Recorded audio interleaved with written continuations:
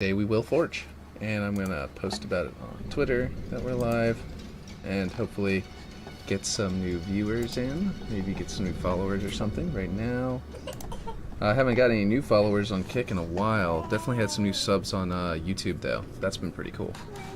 I think whenever I started doing my Twitter posts, having much more. Hey, wow, you're here fast. You must have seen the go live notification. Welcome, Gingersaurus Rex. I've been doing my tweets where it's got it like actually has the two links, one on top of the other, instead of like one of them being the image and one of them being the link. And I think that's been making people come to the YouTube channel more. So I guess that's they must have been wanting to go to YouTube and then mostly coming to Kick. But yeah. Okay. Cool. Okay, so I'm currently on Ripshade's map, which is I just started streaming. What's up? One time you said that they sent me a new calendar. A new calendar? Yes, I believe they did. Can I use it? You can use it. Yes, it's next. It's on your desk, or next to your desk. It's somewhere around there. Yep, you're good. Sorry, right off the bat. But yeah, okay. She's doing her math on a weekend because she didn't do it during the week. All right, so what the fuck is this? This is Aaron's map. Not Aaron's map. This is Ripshade's map. I was just coming to take a look at it, see if he had done something new, because it was in my recent maps as if he had done something, but it doesn't look like he did anything necessarily. I'm just walking around, taking a look. It might have actually been me adding this stuff that put it recently enough. Yeah, I'm just running around to see if he did anything new. Looks about the same. Can I get a new calendar too? Oh, that'd be cool. It's just a numbers chart, which means it's literally like a calendar with 100 squares on it. They just count the day, and it's just for early, first grade math. Going to bed in 5 minutes? Oh man, that's lame. Okay, well let me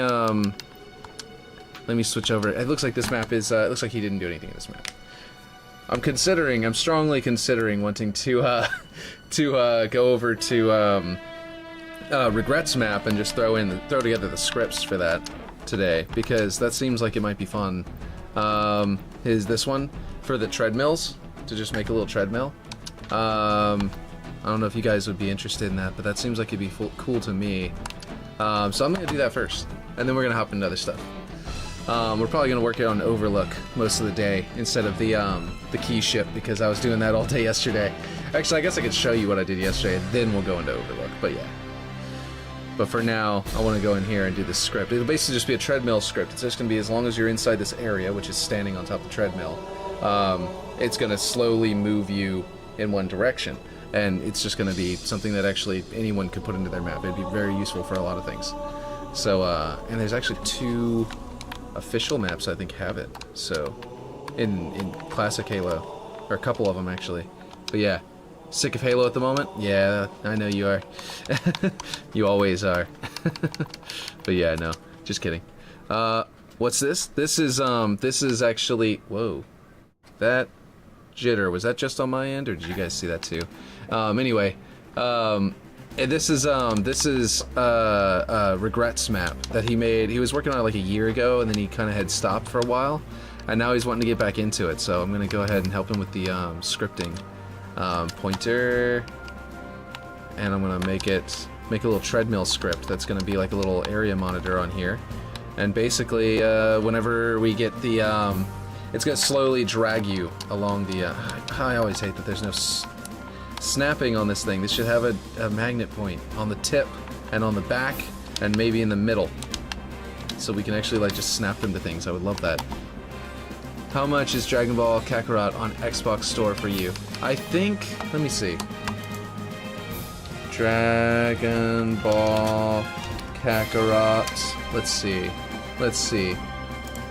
On Steam. Nope, this is Steam, not Xbox Store. Well, on Steam, it is not on sale anymore. Let's go back to the Xbox. In fact, let's just open the Xbox app and do that. And see what it is. Because I don't know. I think it's on sale though, right now? What's new? Okay, yeah, I'll maybe look that up. Dragon Ball Kakarot? Is it just Dragon Ball? Oh, it's Dragon Ball Z Kakarot. Okay. Kakarot. Okay. Okay, Dragon Ball Z fight. Where is it? Goku?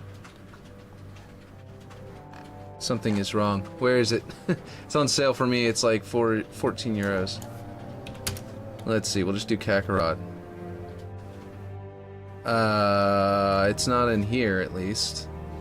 I'll look it up on the website and see if there's a. Let's see.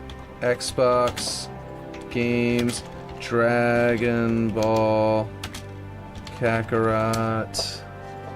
You're gonna have to check on your Xbox. Oh, okay, yeah, that would require me to go in the other room and stuff like that.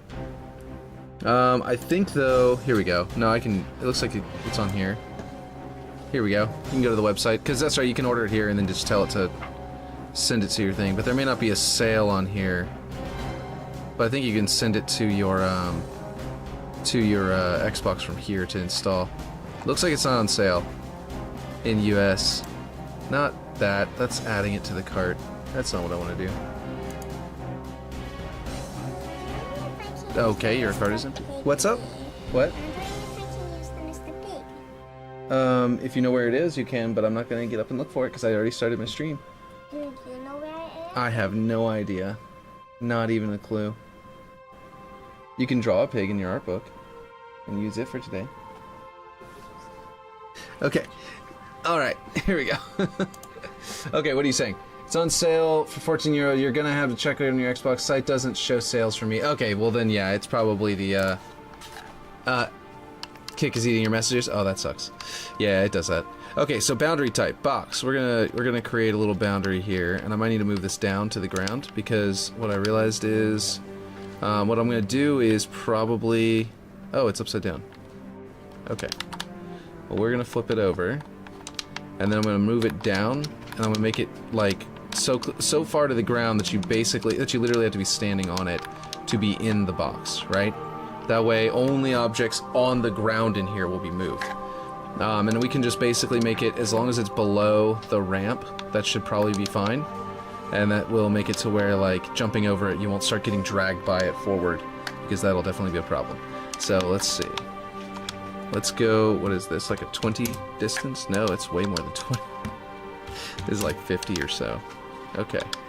And then the length is probably like, I'm gonna guess 15? No, it's smaller than that. Why does it feel like I'm... Okay, we gotta bring that in to the actual tread. There we go. And then we can snap it to a location to make sure it's not like weirdly positioned. You know what?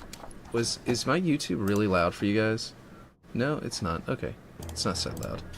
Anyway, it might be loud for you guys, but I don't know. Okay, so what we want to do is make these overlap. So I think I got the right depth. We want to go all the way to the back, so you can't get to the back and then just suddenly you stop moving. But then this one's going to overlap, it's going to push you into that one, that one's going to go all the way to the back, right? So it's on sale on Xbox official weekly deals blog. Okay, cool. I don't know how much it is though. If it's like 14 where you are, and ours is, you know, our dollars are like 75% off. Okay, so it's like 115. What was it? $115 on there. So then 75% of that is like just $75 basically. Okay, so we got this, and all we're gonna do is make an area monitor, right? We need a script brain. Let's put a script brain in here, so we know where it is. We don't want it to like spawn in somewhere else. Oh, and then we need this to be an area monitor. And what we want to do is, let's see. It'll be $19.99. Nice. Legendary Edition isn't on sale, but normal and deluxe are. Okay, gotcha. So, right. So what we've got, okay, what we need to do is, okay, we want it to apply to any player that's in the area monitor, right? But we can make the movement of the player, you know, basically, let's see. What do we want to do? Okay. Let's see. Website won't show deals if it's part of the games with gold. Gotcha. Alright, so I had this in my head when I couldn't get to sleep like 2 nights ago. Now I can't remember exactly what I was going to do. but deals with gold. Okay, so we want it to be as long as the player is in there. So it needs to be. We can't say like. I don't think there's a while. Let's see. Hold on. Players. Where is it? Get object. I don't think that there's like a while in area monitor as an event, right? There should be. That would be cool. And that would be super. That'd be extremely useful. On generic zone, neutralize. Let's see. Events inventory, events players. On player. Spawn mark killed was with. Okay. So events custom on object interacted. Let's see. Events on object entered area, on object exited area. Right? So what we can do is we need to make it to where on an object entered an area, then they're going to start getting dragged, and on object whoop, that's not what I meant to do. On object exited area, they stop. Right? That's one way we can do this. Basically, when they enter this area monitor, we're gonna say basically trigger. We're gonna make the change a variable. We're gonna create a variable. Variables basic. No variables advanced. Declare. Let's see. Could do declare UI message variable. Declare vector3 variable. Okay. Declare equipment type, grenade type, number variable. Okay. No, wait. What am I talking about? We don't have to do it this way. This would be way too complicated. And we'd have to like apply it to just the players, and then it wouldn't work to the crates. No. Events custom. Let's see. Every in seconds.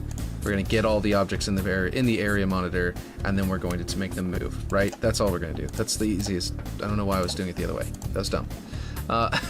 Okay. So one option actually could be, if we want to set a destination object to move you toward, we could.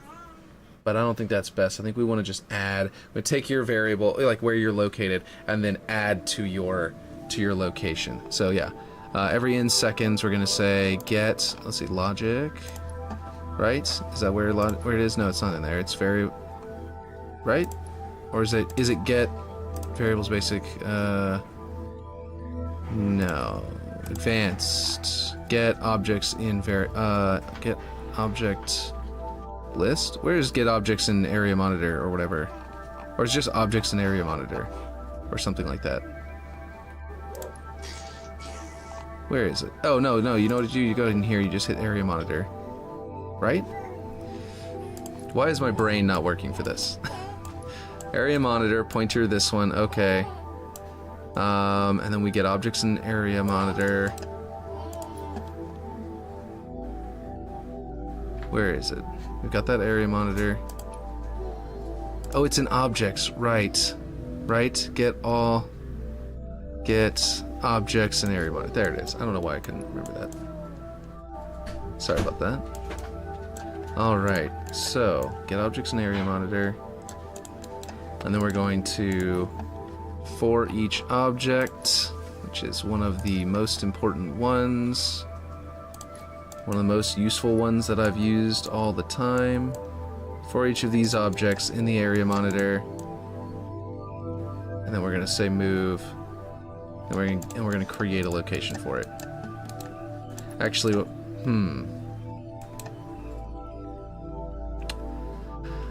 I think that what we want to do is create a script to make it as small as possible.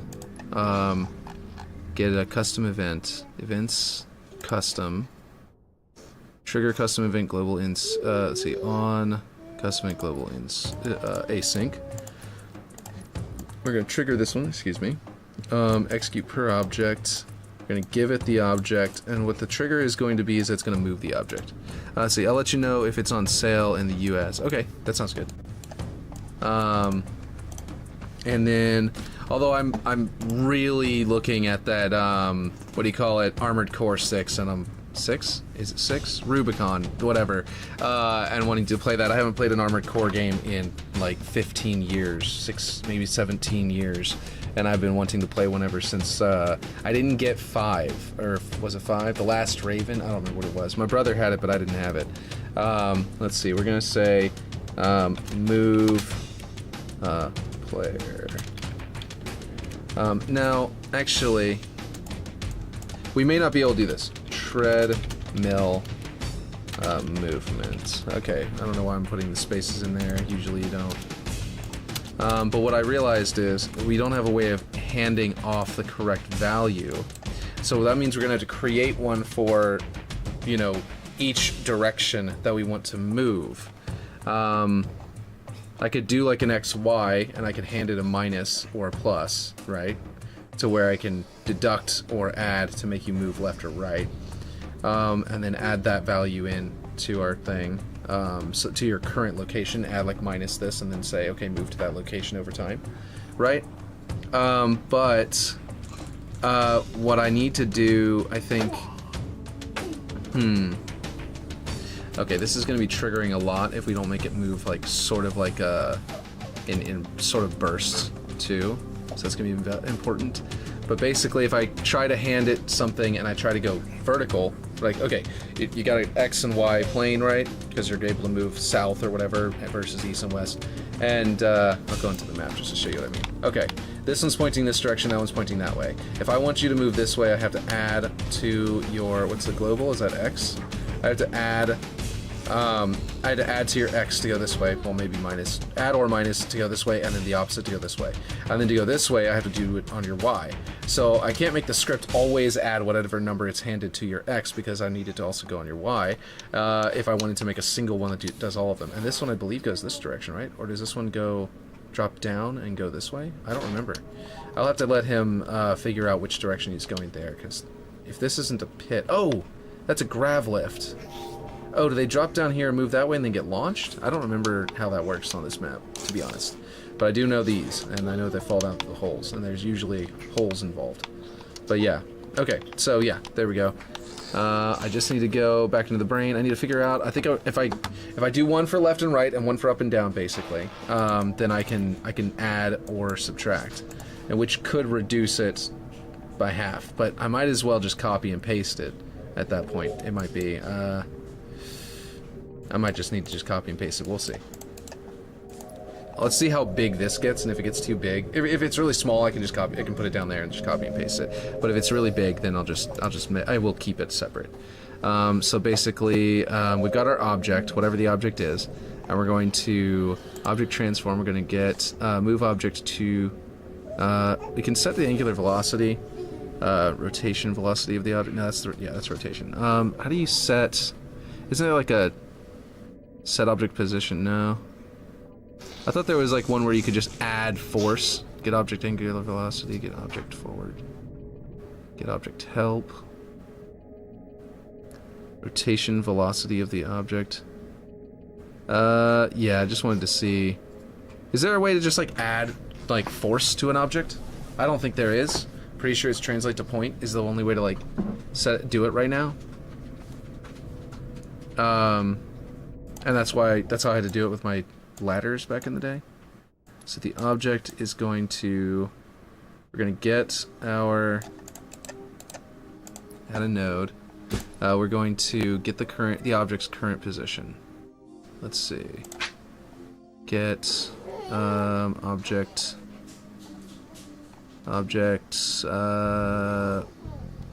Where is it? How do I forget this stuff every single time? Do you guys, let's see, get object position is right here. Okay, object right there. And then we're gonna go over here, take that object position, and we're gonna break it apart into, let's see, math? Let's see, buy it next time it goes on sale. Okay. I might get the Armored Core though. I might stream it. I don't know, because that would make it to where I'd actually play it. Because I still haven't played Tears of the Kingdom because I got it, but I wasn't streaming it, so I never actually played it yet. And I've been doing Halo and streaming nonstop. Okay, so we're gonna take the position. Get the vector axis value. There we go. We got our vector axis value. We're going to add a node. That's going to be a variable basic. It's going to be a vector 3. We're going to be setting the number to the x coordinate here. And then we're going to, we need to make this bigger. And it looks like we are getting a lot of nodes here, so keeping it as its own thing might be a good thing. And also editing it means if we need to adjust it, we can edit it here, and then it edits for both, so it's a good idea. Let's see, we're going to go back to math. We're going to add vectors. We're going to take this. Oh, we got to turn this back into a vector. Oh, we don't need the vector axis values. We just need to add this vector to this one. That's right. We just need to take this one to here, and then add our value, and then make that our new position. And we're just going to make this really small, by the way. We're going to make this extremely small. We're going to take a number, variables basic, oh wait, can I just set it here? I can just set it here. So right here, we're going to go in here and actually do it this way so it actually does it. And we're going to go 1. We're going to move you 1 unit for now. So we need our number of seconds. We'll say every 1 second we will move you 1. Actually, no. It might be every 0.1 second. I don't know what the network is going to be able to handle. So we're just going to have to, we're going to do it really extreme, and then we're going to walk it back if it doesn't work well. But yeah. Okay, so get object position, add vectors, vector 3.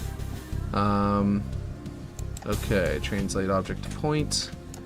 And we need it in second. Oh, how many seconds? 0.1. And then movement curve will be linear. Yeah, we'll just do the default linear. Okay. So this should be. Whoops. How is it? Okay, give me back my control. We can delete these again. This should be everything we need, I believe, to make this one work. Let's see if this will work. Bake it. Nope, something's missing. On custom event global async. Oh, right. I didn't. Yeah, okay. Something about this I didn't set. Yeah, I didn't set the identifier up there. I only set it down here. Control C, cancel. Okay. And then we gotta do this one. Identifier, Control V.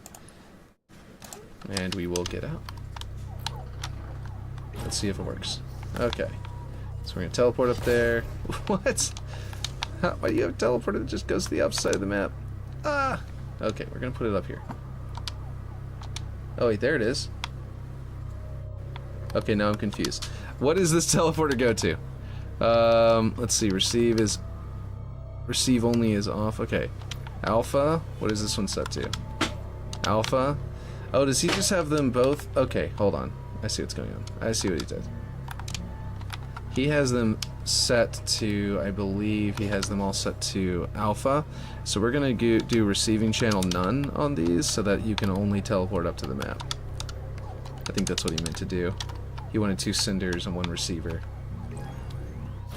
Okay, there we go. So if you spawn on either side of the map, you have it. Okay, let's see if this works. It is not grabbing that one, and it's not set to dynamic anyway. But it might not be counting me as in it because it's how small I set it. I wonder also if it's going to grab itself. Can it grab itself and start moving itself over? Because it's a little pointer. Pointer's a dynamic object. I may have to set a... is it set to... it's phased. I may have to set this to a... like use the floor or something like that to use it. I'm not sure. Or put this outside of the area. I actually don't know what's going to happen for that. Can I do like -5.5? I didn't think so. Alright, so I think it might be... it might be that I'm not counting as in the area. So let's go ahead and just test that real quick by making it quite large. And if that doesn't do anything, then something about the script is off. Yeah, okay, there you go. Oh, and it's currently moving me toward... yeah, see, it is... it's adjusting me too much. It's messing with my movement. So I'm trying to remember exactly how I did it with the ladder. I'm going to have to probably open up my ladder script to figure out what I did back then. Because I solved this problem a long time ago. I was trying to remember what it was. I mean, I'm adding the two vectors, so it shouldn't be... It shouldn't be getting rid of my old vector. It should be adding to the vector. Let's see. Okay. Alright, so every 0.1 second. Let's see. Hey, Unique, how's it going? Welcome. I am scripting for someone else's map right now. Let's see. Okay. So we're handing it 1, right? And we're moving it 0.1 seconds. And what I'm trying... okay, we got the object position, your current... Oh, wait a minute. Okay, hold on.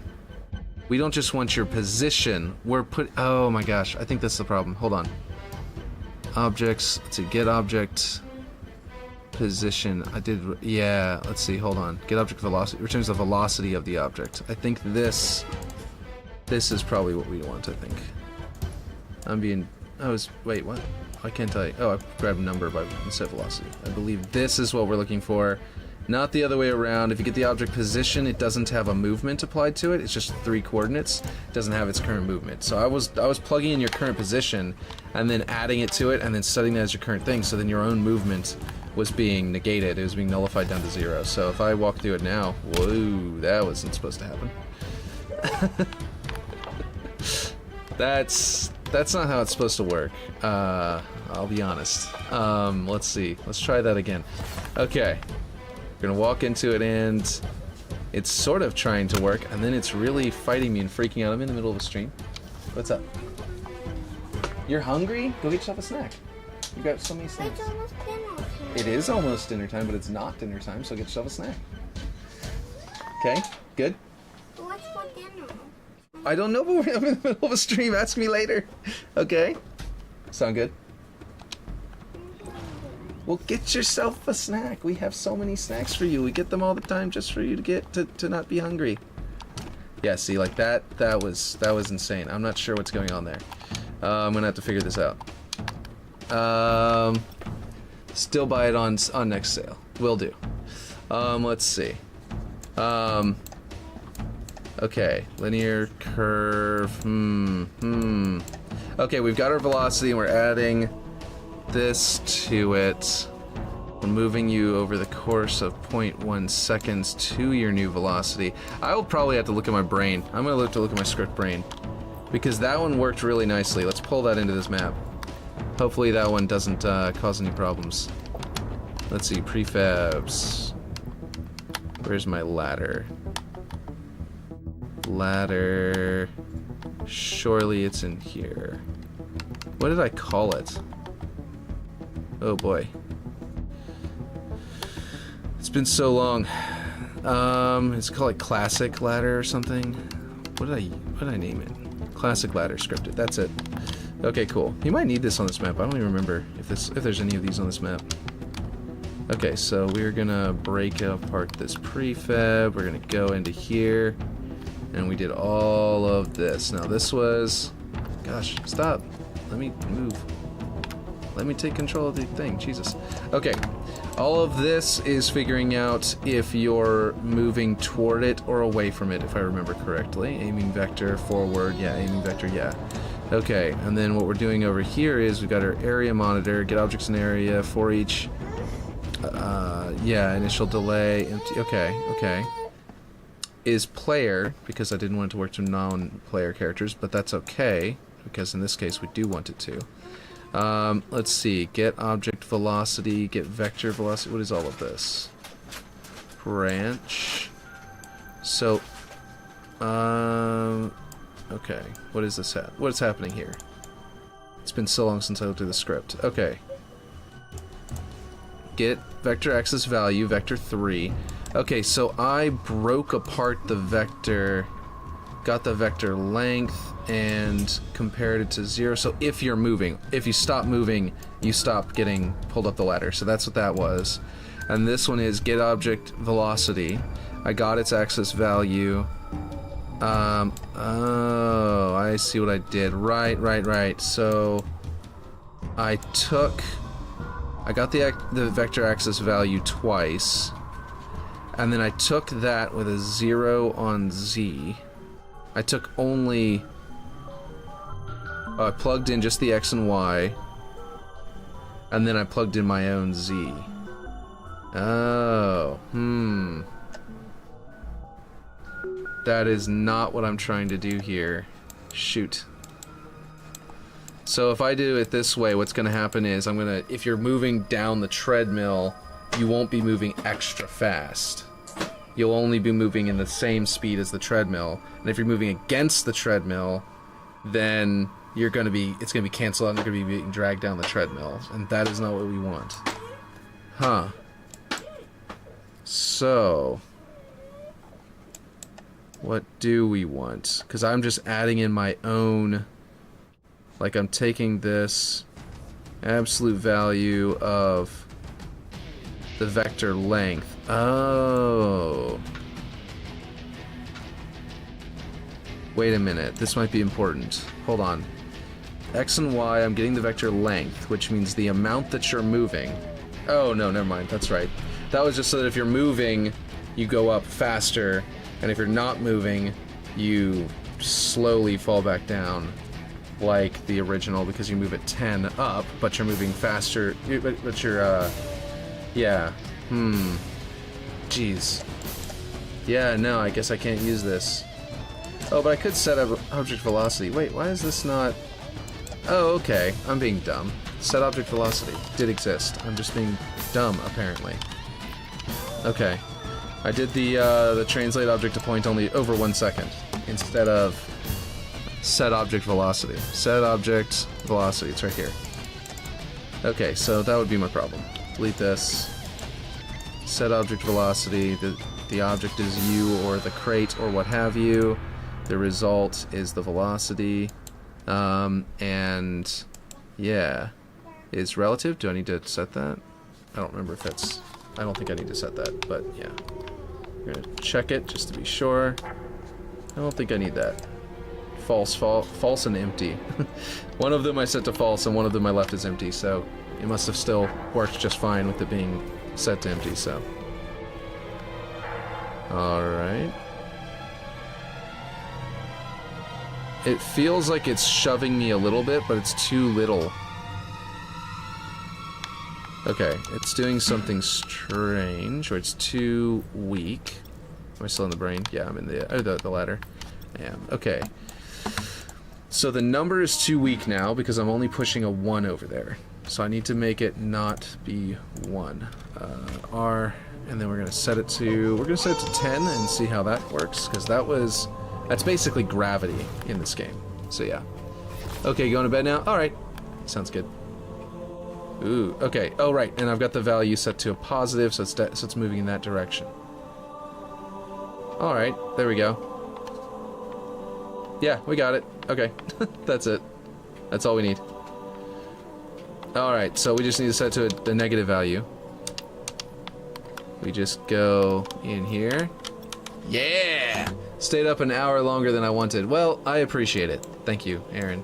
And whenever your sleep schedule gets jacked up again, and you're staying up till American hours, I will be ready for you to join it again and watch all the time. I appreciate it. Let's see. -10 is what we're gonna plug in there, because this is the one that's trying to make that treadmill go. Hoi! Alright, so, the treadmill's fighting me, right? It's fighting me, it's trying to push me back. If I walk slow, it's shoving me all the time. Now if I go this direction, it's gonna make me go faster. So, yeah, in the next 2 to 3 weeks, yeah. So I'm gonna move really fast going down the treadmill. Now, still no power. Oh, jeez. Now, here's another thing. Since I'm making this for someone else, you know, Ripshade, your brother, what I could do is make a variable, okay? And what I could do is I could say, okay, alright, check this out. I can go math. I can say, is there a quick thing? or do I just do multiply? Random round, scalar, subtract, vectors. Okay, yeah, okay, multiply. Where I passed it. Multiply. Okay, so the result is going to plug into here, right? We're going to do get variables, advanced get number variable. We're going to plug it in here. Okay. And what we're going to do is we're going to add a node, and we're going to say variables basic, and we're going to plug in a number, and we're going to say -1. And so what this is going to do is it's going to convert whatever this value is into a negative version of it, right? We're going to, let's see. Sono Power, is he in here? I don't think he is, actually. I'm just doing it. He's going to get into his own map later, and he's going to be like, wait, the treadmills, they're working, or something. Who knows? You can let him know, and then he can check it out later, or I'll let him know in Discord. But yeah, he has no idea I'm doing this. I wanted to play games and stream so bad. I'll get to, hopefully, tomorrow if the power is on. I really want to try out Rubicon Protocol. I was saying that earlier. I would love to play Rubicon Protocol on stream at some point, but I'm not buying it. I don't know if I'm buying it. I would only buy it if I am going to, because right now I've got Breath of the Wild ahead of it. I mean, Tears of the Kingdom ahead of it, and I'll beat that one before I switch to Rubicon Protocol, and then Rubicon Protocol by then will be on sale probably. So if I'm going to play it for me, I'm going to put it off. But if I'm going to play it for the stream, I might buy it early. But that would the people would have to be interested in watching that, and everyone's here for Forge, so I doubt that's going to be a thing. Okay, so variables basic. I need to go variables advanced, declare number variable. Okay, and I need to go in here and I need to set it to treadmill speed. There we go. Initial value, we're going to go to 10. Actually, I didn't like how fast that was. I'm going to go to 15. I thought that was a little slow. Scope, global. Right? And then, so are you on your phone then? Or are you like at a friend's house? Or what are you doing? Just hanging out at a friend's house? Because that's what I do whenever the power goes out. Usually the in-laws' house actually, but yeah. Global, object, let's see, value, calculate. Okay, cool. Alright, so, there we go. Oh no, we lost control. Okay, and so basically this one's going to wants it to be negative, right? It wants to be negative. And then the other way around, we're going to get the number variable and then just make it positive. And this isn't so that, you know, it's fewer nodes, it's significantly higher nodes. More nodes. I've just been door dashing a little. Yeah, exactly. Kick is Pac-Man right now. Yeah? Wait, is it? What do you mean? Mr. Poopy Butthole. So let's try out 15, and basically what this is that he'll be able to just, okay, 15 is a little much, I think. Well, I don't remember how fast the treadmills moved. Did it move this fast, or you had to like really fight it to go up the treadmill? Or was it like a little more, you know, reduced than that? It's eating my comments. Oh, I see what you're saying. It's being Pac-Man. I get you. Waka waka waka. Okay, so we need to make the top of this as low as possible with it still working. So I'm gonna go to 1. It's not that bad. No. Let's see. Yeah, it feels like it's not quite getting me because I'm too high up. Whenever I'm crouched, it's constant. But as soon as I stand up, it's like it... Oh, actually, it got me to the edge of it. This might be good. No, it's not. Okay. So yeah, we gotta get this area monitor 1 tick higher, and that should be just right to grab us without grabbing us when it's not supposed to. This looks like the appropriate height / value. Yeah. It barely affected you in Halo 2, like slowed you down, but not bad. So probably back to the 10, although I might make it 11 now, just to see. So 10 was pretty good, and 11 might be perfect though, because I felt like it was a little slow. Like this? Is that about right? It'll make you really fast, and it'll make you pretty slow, and then like if you stand still, it'll be dragging you this way. And it'll be a little choppy, by the way. It might even potentially cause desync on your network, or on the map. We have no idea yet. We're going to find out. The ladders themselves worked out okay, but some people felt that they were causing problems. For me, they always were smooth, but in both matchmaking and in both in customs and in the thing. So we're gonna see if these are gonna work or if they're not gonna work. But yeah, and if they don't work, then he's gonna have to figure out another way to do it, or just not have them move, and that's lame. So that's why I'm trying to make them work. Let's see. Forward, left to right. Okay, is that right? Oh, needs to be a little more forward. This one is a little bit wider, it looks like, which is fine. That's kind of probably a good thing because it's along the horizontal, like along the map instead of being cutting it in half. So having it a little wider might be a good thing. Let's see. And then we want to do the scale, the width. Looks like it's going to be like 80. Yes. It is. It's a pirate. It's a geriatric pirate. Let's see. Alright. Yeah, geriatric pirate because, you know, it'd say, "Aye, matey." And so it's always gonna be, it's geriatric. He's 80. Anyway, so we're gonna say, actually, which direction is which? I forget which direction is which. Let's check the map. Actually, I guess it's all about where you just place the sun. So that could be south or west. I mean east or west, I mean. I'm trying to figure out where this was going. I was thinking about south, and then I just said the wrong thing. But yeah, okay, so the map, I don't know. It's going to be too hard to, because he's probably going to move which direction the sun is in whenever he gets to, whenever he gets over to, you know, whenever he wants to put it coming in through the window, because it's an interior map, he's going to want to angle it coming in through the window. It wasn't open in the roof, was it? Did Colossus have an open roof? This is Colossus from Halo 2, by the way. Let's see. Length. Treadmill 1. Or 001. And then we'll do and then this one will be 002, and it's because it's going the length of the map instead of the width of the map. And then this one would be width treadmill. Treadmill 1. Alright, there we go. And then I'm gonna also put a note in here. I just realized that I'm gonna use it's gonna be a this is how you make comments. You come in here and you say identifier, and you say change the. I'm hungry. Yes, Freya just came in here and said the exact same thing. Go get a snack with her. They always get extremely hungry right before we make a meal, every single time. Well before, like within an hour or two before the meal. And then they start demanding food right before we feed them. And it's like, yeah, that's the point. You're supposed to get hungry right before dinner. She isn't even getting a snack. Okay, well, you can get your own then. But I don't know what will the snack be. I don't know. You can go pick one.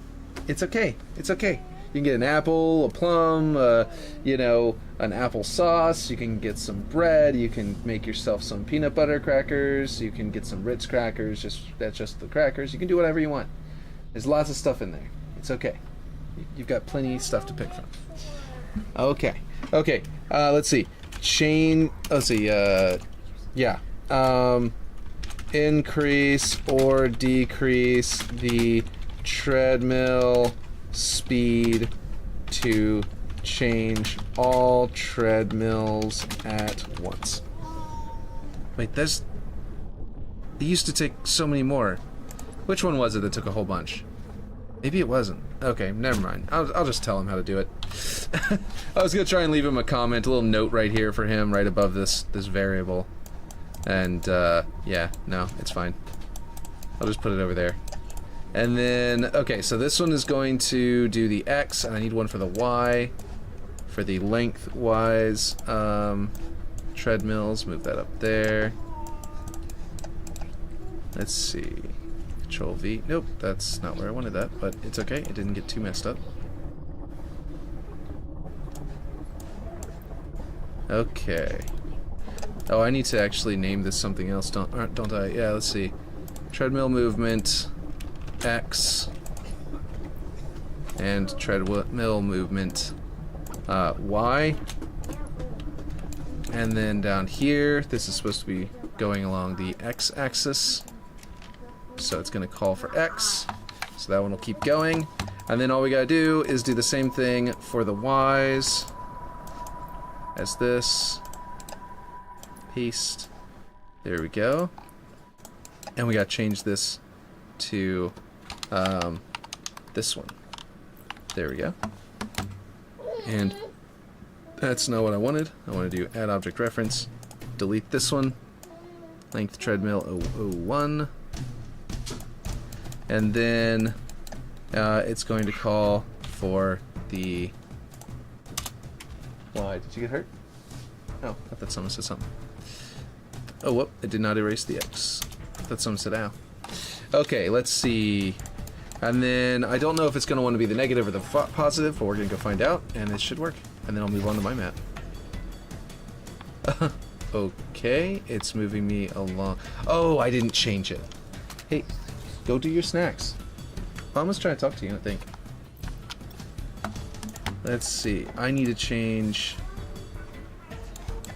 This one needs to be plugged into the clear connection. We need to be going the number into the Y, and there we go. Now it should work. I didn't actually change the script, I just changed its name. And that's not what we wanted. Okay, so this one should push me... This one is pushing me the wrong direction. It does not need to be a negative. So this one does not need to have this or this. Wait, not that one. That's the X. This one doesn't need to have either of these, but I think there's... Well, I can just put it back in later. It's not a big deal. Let's see, we're going to delete these, we're going to bring it over here, we're going to grab this and put it into the number, and now it will be all tied into that initial number. And that means this one will push me this way, and then eventually I'll start getting pushed both directions, and then I'll get pushed this way. This one's way faster. Whoa. Why is it going so much faster? That's a little strange. It's like jittery, and then it's... This one's nice and smooth. I wasn't moving at all, by the way. I'm just... If I had that little controller up there, it's like... I'm just like waiting.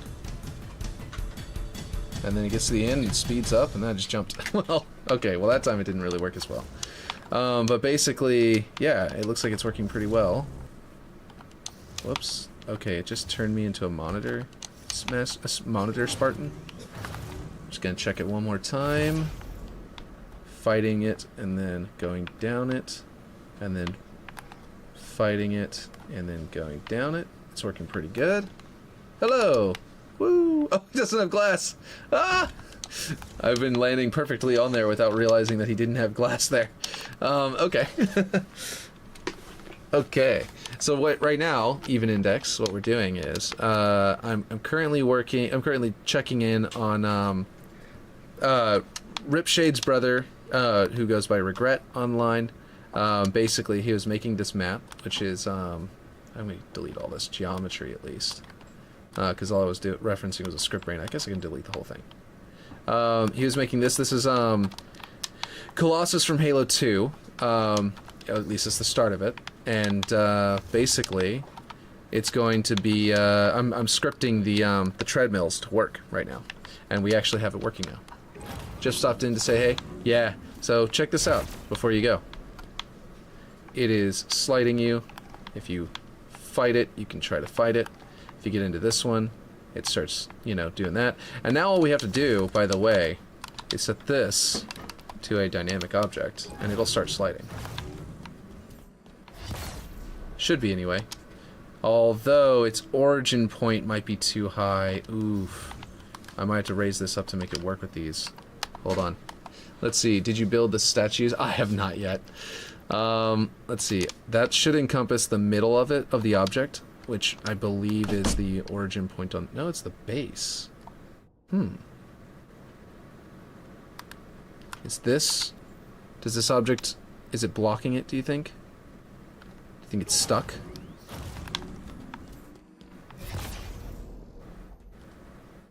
Hmm. Oh, I'm dumb. I know what it is. Did I said it's phased. It needs to be normal, I think. Okay, now it's like falling over. I think that's because it was phased into the ground. I need to bring it up, and then it won't necessarily fall over immediately. Okay, let's see if I can bump it back into the treadmill, and it'll get... Well, it definitely moved. There we go. Is it gonna go? It's keeping it upright. You can see it's sort of like pushing it that direction and sort of creating a bit of a weird movement.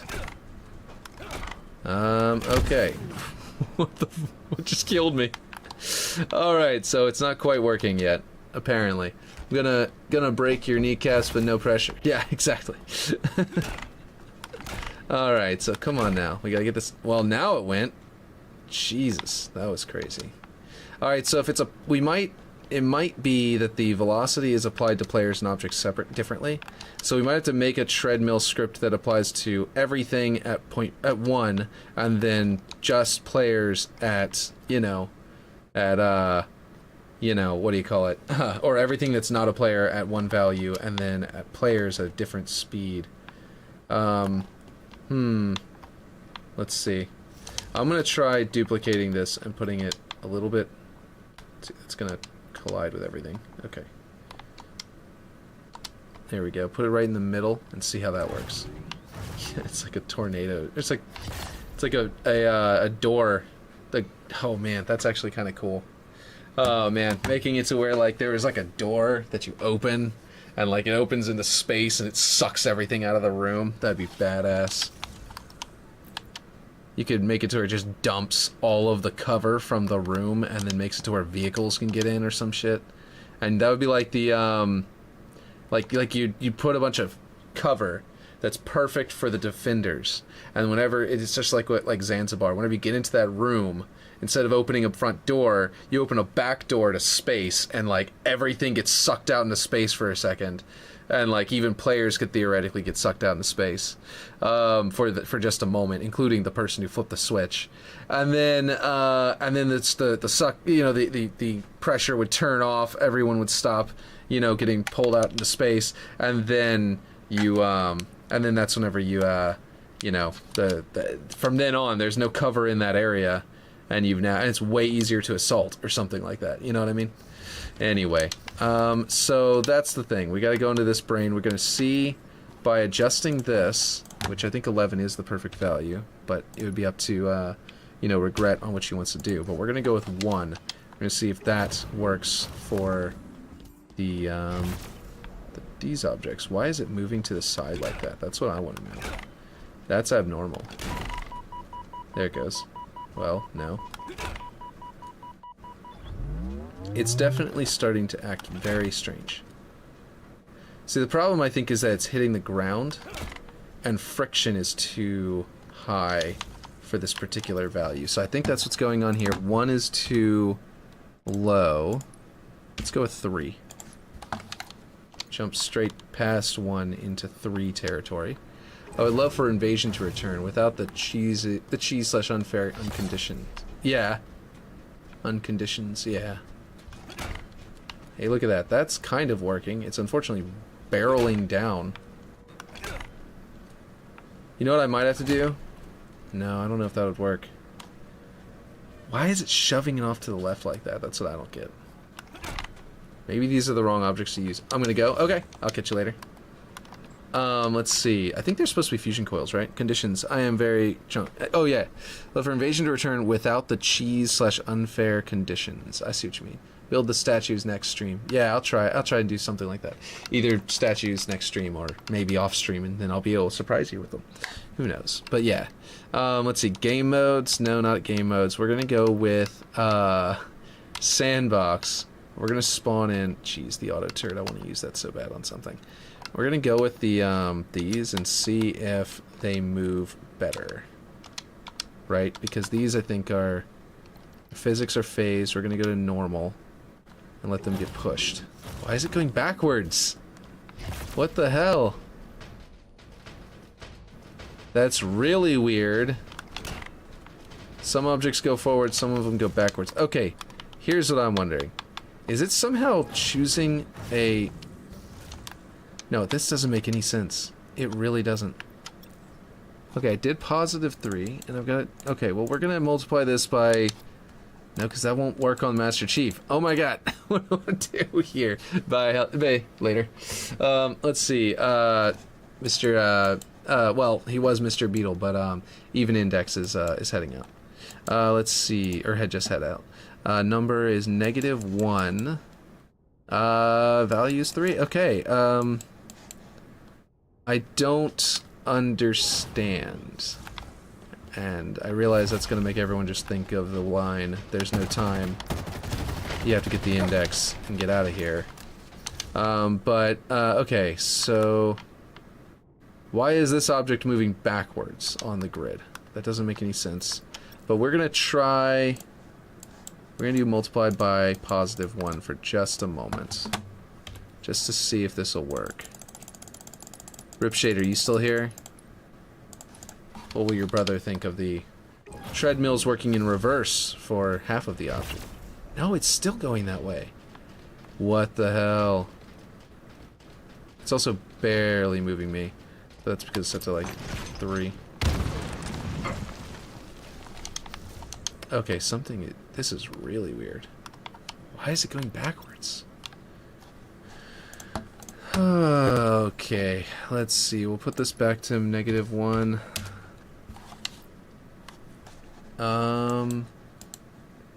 We're moving it on the X. I still understand. Let's move this back to let's go back to 15 for this. Or I mean 11 for this. And see if this will move. No, it's still not going the right direction. Why is it doing that?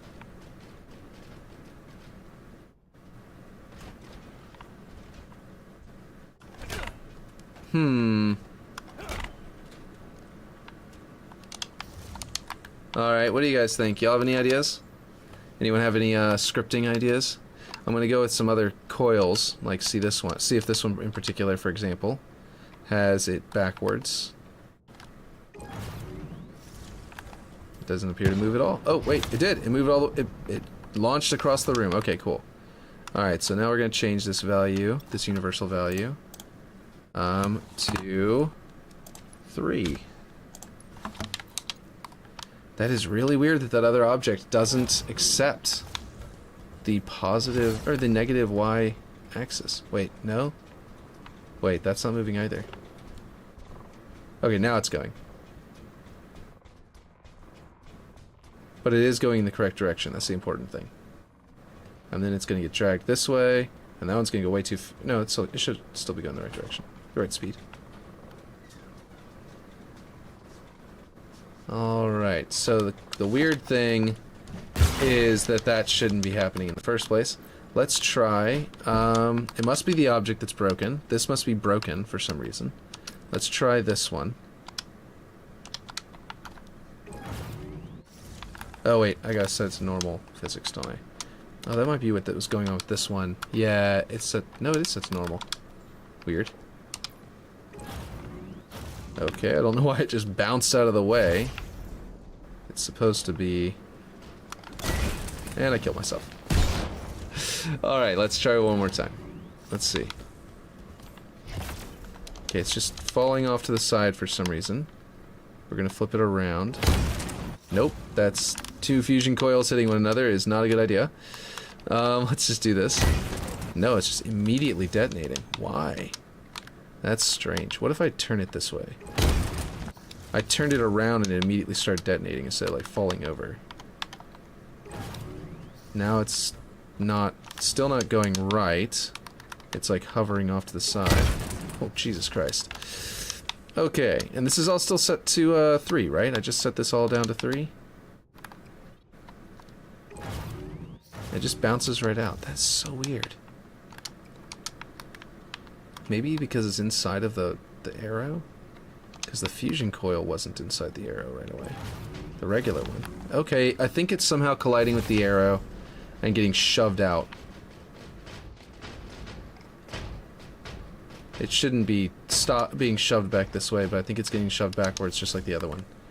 Okay, so I'm not sure what's going on there, but all of these might be broken in that way, which would be very disappointing, but might very well be the case.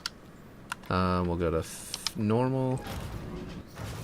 Okay, hold on. Let's try and put it over here and see if it'll move backwards. Hey, it's moving forward again. Wait a minute. And it's doing it very nicely. Down the treadmill. Okay, it freaked out and fell over. Okay, so the problem, I think, in part, is that the ground underneath it is... Okay, I think I have a better way of doing this. What do you guys think? Completely different? Completely revamped it? Because here's what I just realized. Instead of doing all of this, I could theoretically hide blockers, right? Like some universal blockers. Put some nice, flat, universal blockers in the ground, poking just above the ground, and just move them, and once they reach this point, right there, they delete themselves, right? So then, or something to that effect, you know? Something that would reach this point, and like, with the thing on top of it, it would get deleted, and it would shove them right off. Like, it'd be just high enough that if it got deleted while it was there, the one behind it would just shove it right off the ramp, right? And then, so I'd have to find just the right one. Probably something square, not like, or maybe like this one. I could even theoretically space them with enough room for a crate between them to keep the price, like the budget low, because if they're just far enough, no, I think they'd have to be right next to each other. And basically what would be happening is they'd be moving forward at a fixed rate, and then whenever they get near the end, they would delete, and the crate on top of them would fall off down into the pit. And then I could just do that, and then it wouldn't delete, actually. Technically, it would move all the way back here, and it would just instantly move. So it would practically delete itself from underneath the crate. Move all the way back here, and it would sort of receive the next crate. I think that might work, but it will be a much more challenging, and it will be a matter of... Actually, it wouldn't be too challenging. Because now I can say get all objects in... Let me see. Can I? Yeah, here we go. I can set a label and be like, you know, user-defined, you know, alpha and bravo, right? And then all of them that are alpha will just move this direction. All of them that are bravo will move this direction. Will be told to move that direction. And all of them that are, you know, Charlie will move this direction. And then if that one's supposed to go that direction, then I'll make it to where all of them that are, you know, Foxtrot will go that direction. And then that will get me a constantly revolving series of universal blockers. Is there an object blocker? I don't think there is. There's just a vehicle, team, projectile, player, one way. So yeah, it's got to be maybe the one-way blocker. Well, okay, if it's on top of the blocker and the blocker moves, then it should slide with it, right? Properly. But if it's not, if I could theoretically put one-way blockers and point them this direction, and make it to where anything that's going... No, because that would just straight up stop someone. Never mind. That would stop someone who's trying to go that direction instead of just slowing them down. So, yeah, this would be the best bet, I think. But basically, just like... I need to figure out the exact location to get them to... Nope, that is way too high. Bring them over. And I'd probably bring them a little lower than that. And then, if I'm lucky, they'll even slide up underneath these other objects. If something goes wrong, they'll like slide up underneath something. If somehow something gets between the crack in them or something.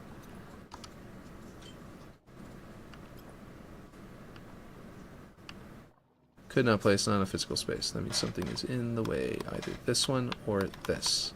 Probably this.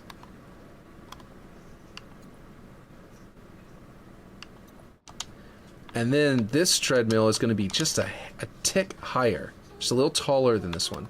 So, like, I want this one to basically go to here. Right? So it'll pass it off onto there. No, it needs to go all the way. It needs to go all the way to probably here. No, it needs to go all the way to the center, I think. Like right there. So that whenever this one disappears, and the crate that's on top of it gets dropped onto this treadmill, it'll keep getting pushed by the one below. Like it's halfway on the previous one. Wait, hold on. Let's change this one to... Oh, shoot. I didn't copy the one that I set the frickin' label on. That was dumb. Okay, so now I'm going to have to change every single one of them individually. Nah, I'm just going to recopy them. But yeah, okay, so here's Bravo. 1, 2, 3. This might take a lot of objects, but it's going to make it functional, and it might actually work better, like I said, than the other method. Okay, I need to delete some stuff. Oh, this thing is dynamic now. Oh, nope, I don't want to delete his thing. I just need to set it to phased and not be dynamic anymore. I'll just set it back to static and not fixed, phased. And then that way, he'll still have his box that he placed there. Well, I don't know where that just spawned, but it didn't spawn where I wanted it. Nope. There we go. Alright, so basically, if I grab that one, and this one, and this one, and this one, and this one, and this one, and that one, and I prefab them, I can come in here, vertical, we're going to go +2. +1, +2. And we're going to see if that causes any kind of bump here. Okay, it did create a little bit of a bump there, so let's go to just 1. And that should make it have no bump. It's a tiny bump, but it's not too bad.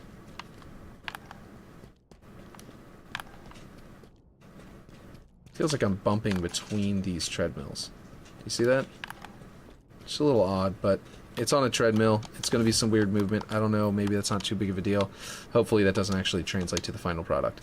But this would be basically constantly moving each of these over here, and whenever it reaches its destination, it teleports back to the beginning. So it would be a loop, and there would be a lot of these running all the time, these asynchronous scripts, which shouldn't be too big of a deal, hopefully, but it might be. Anyway, this method will probably function smoother and also allow you to like get the crates to like actually behave like normal, and hopefully that works.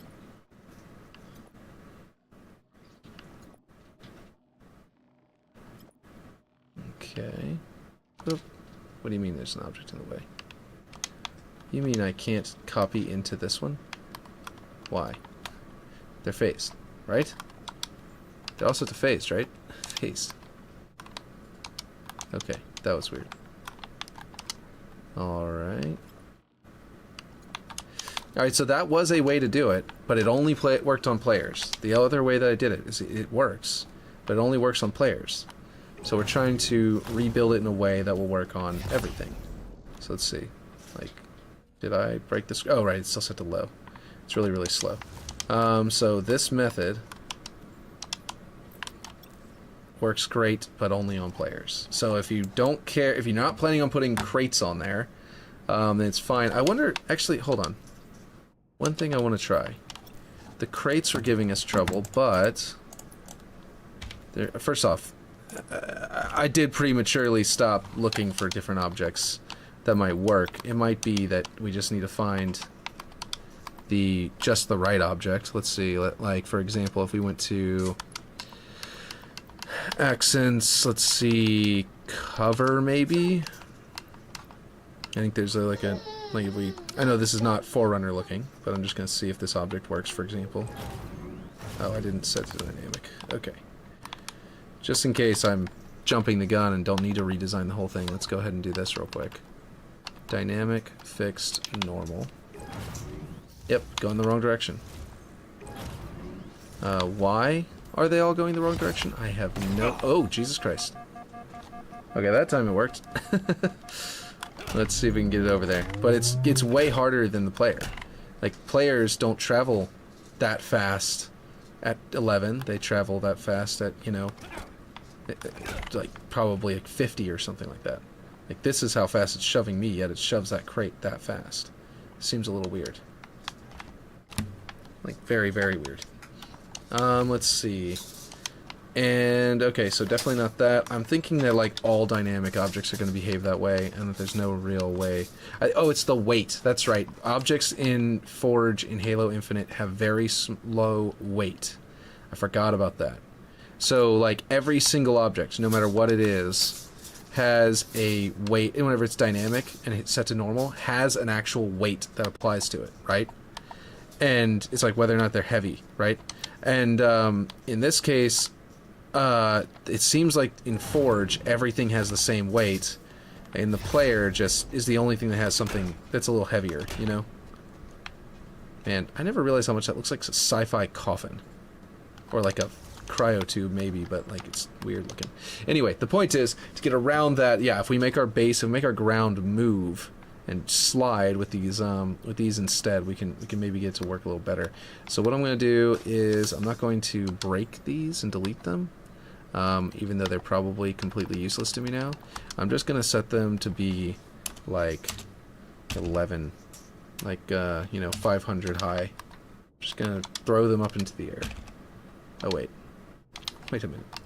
Let's undo that. I think I just erased the 15. There. That's exactly 500 up in the air. And this one is exactly 500 up in the air. And I'm going to get rid of this script and I'm going to use a different one.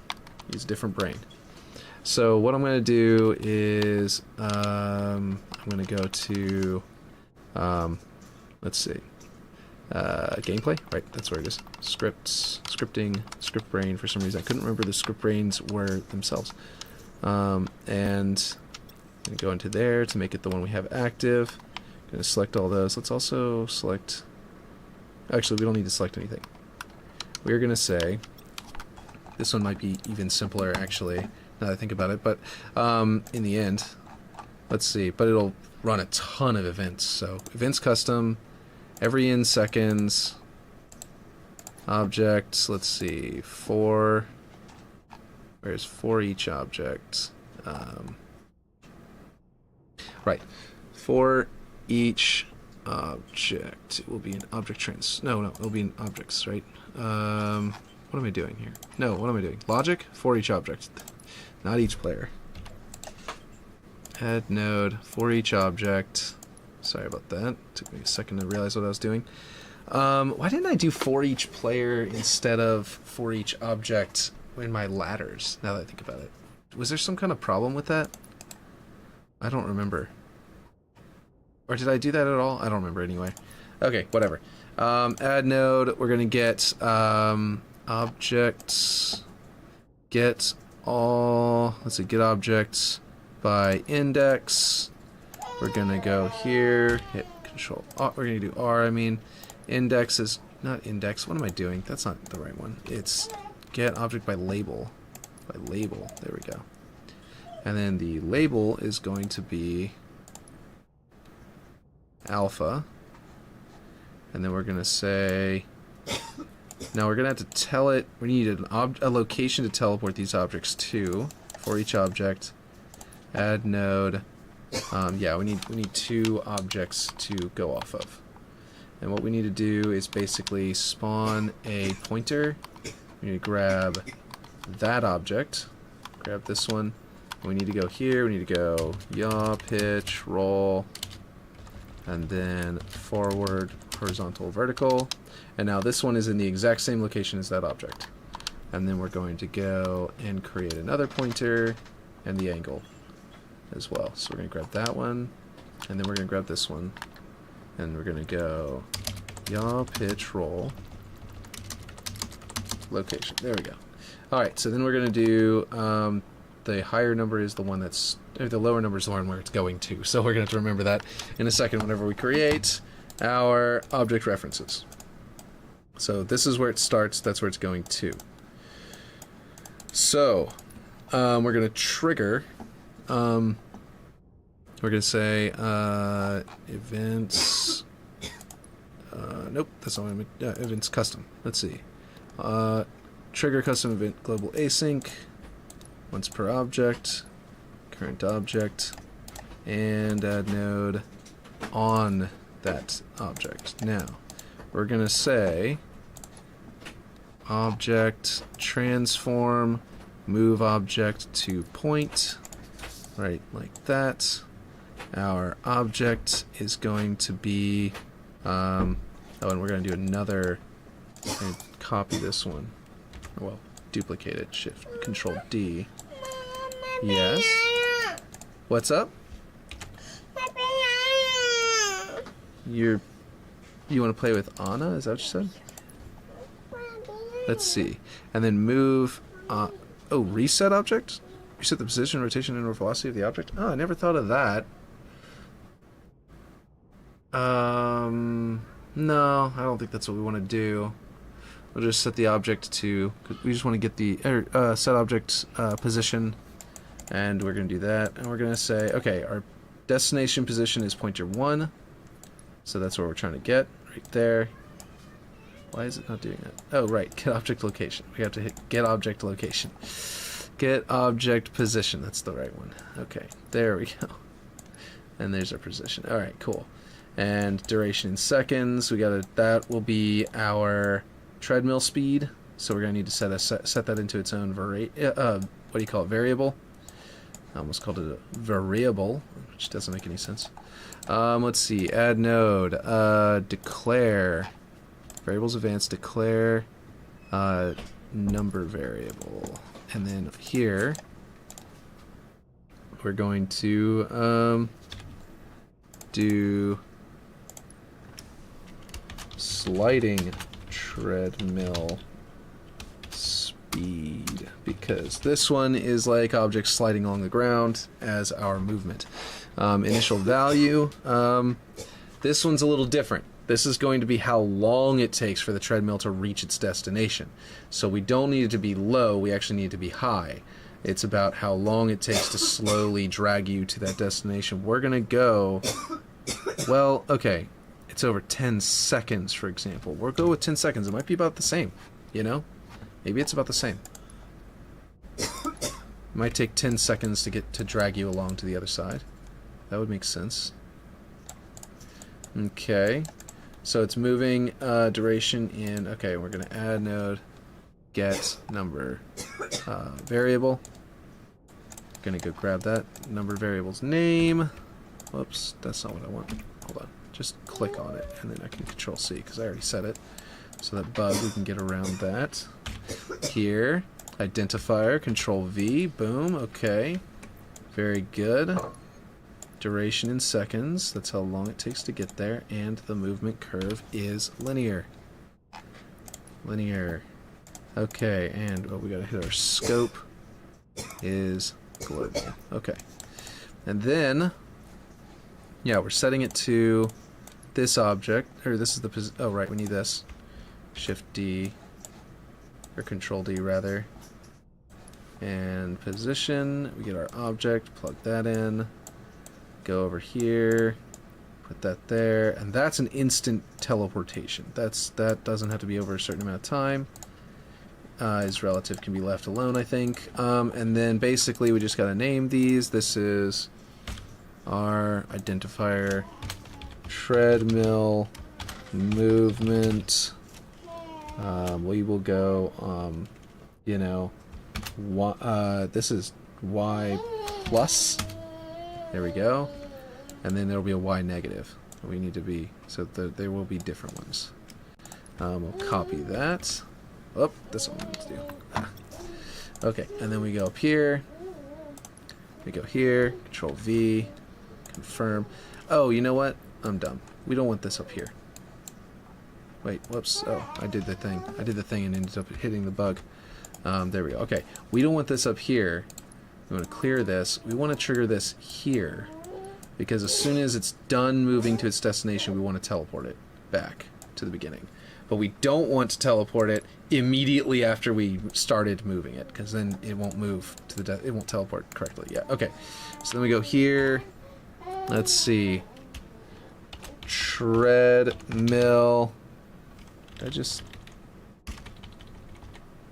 reset. I have no idea if I've been spelling treadmill correctly. Y plus. I have no idea if I've been, yeah. I don't know, that's not gonna work, I just realized. I need the object position. Oh, jeez. So I might have to make this object list. Let's see. So this is just going to be for one of the treadmills. I just realized, because I've got two of them going side by side, and they're both using all of these same things exactly the same, except their pointers are going to be in different positions. So the other option is that instead of moving it to a position, to a pointer, I move it to a location over time, and I calculate that distance so I can do it all in one script. Yeah, or rather, translate to object to point, but then I create the point. I grab the object's location and do all of that. Geez, I don't know why I did it this way. But this will work for this one treadmill as a proof of concept to see if it functions. Trigger custom event global, something is wrong. Okay, come on, let's see. What did I do wrong? Oh, I didn't set that one's name. I see. Come on. There we go. This one R. Identifier, Control V.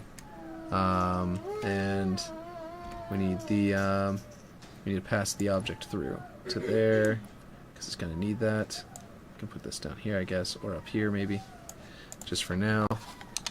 And let's see how that works. Nope, still something. No graph failed to build. Every in seconds node missing required property. Oh, I never set the actual. Okay, so every in seconds means every time it loops all the way through. We've got that set to 10 seconds, so let's go ahead and do that. Set to 10. In fact, cancel? Can I just, yeah, I'll just set to 10. Actually, no. I won't just set to 10 because that would make it confusing. What we're going to do is we're going to duplicate this. Put it up here. This value is our time that takes to loop, because that's how long it takes to get to the destination. So if we change this, we're also going to change this, so let's make it automatically do that. Let's see. That should work. Every in seconds variable nodes cannot... What did that say? Cannot be used to initialize variable or event nodes. Wait, what? Variable or event nodes. Oh, wait, what?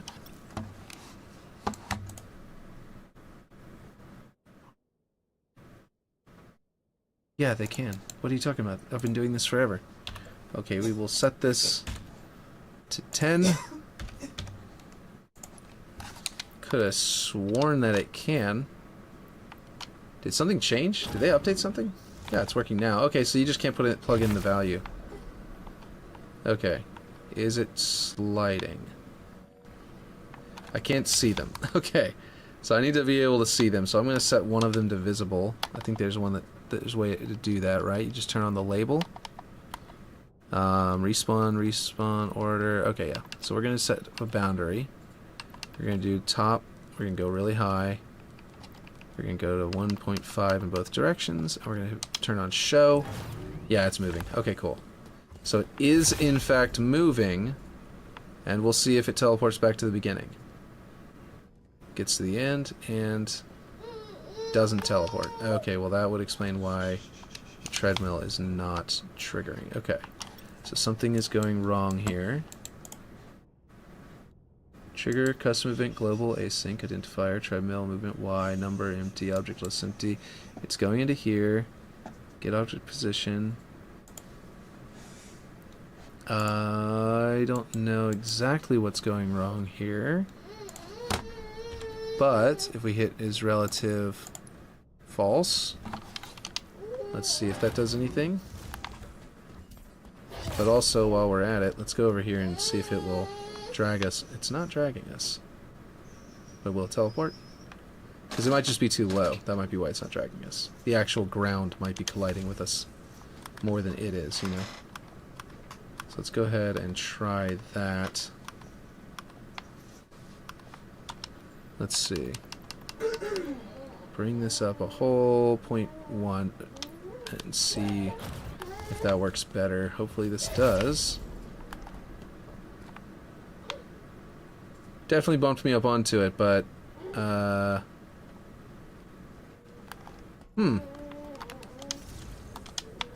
Alright, well, it might have to be an actual object. Like, instead of these you need these universal blockers. In which case, all we'd have to do to change that, to make that happen, is we need to get this floor piece that he used for his treadmill, right? And we just need to basically make a whole bunch of them.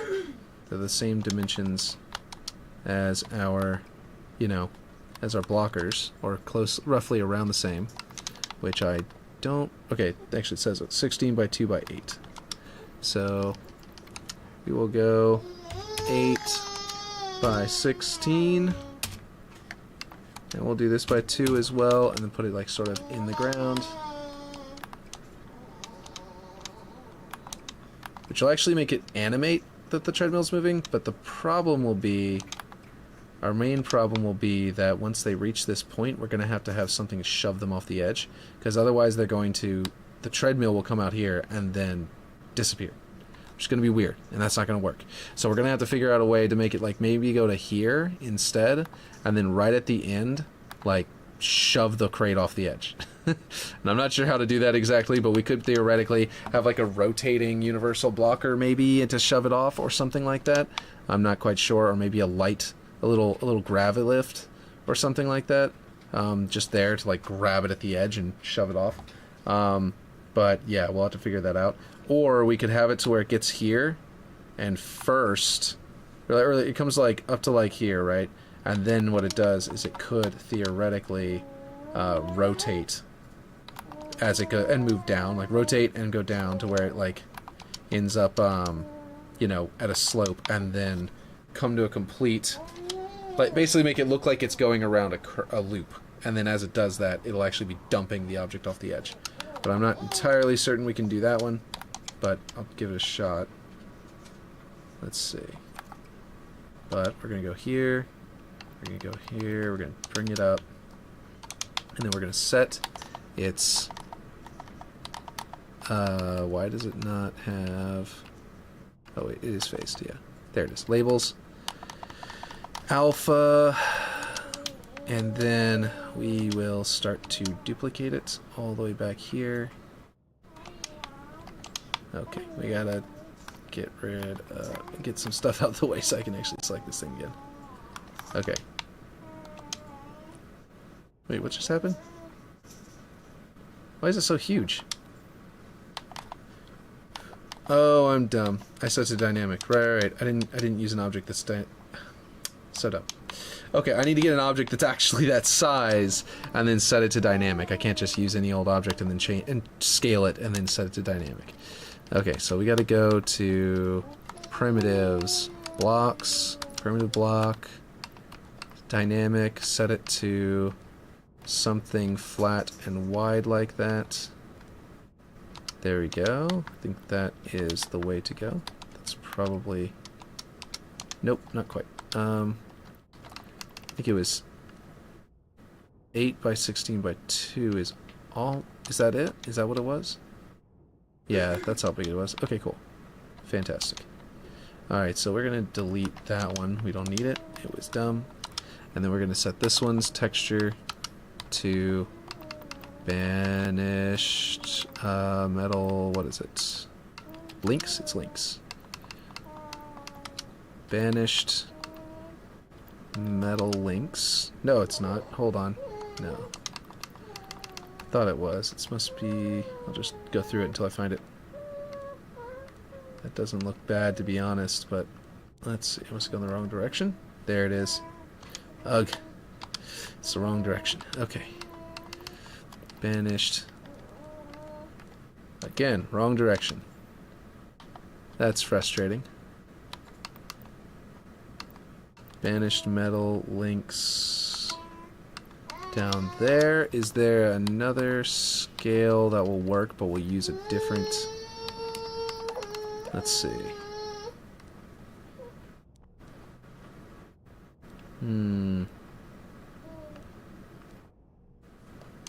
16 by 16... No, that's not going to work.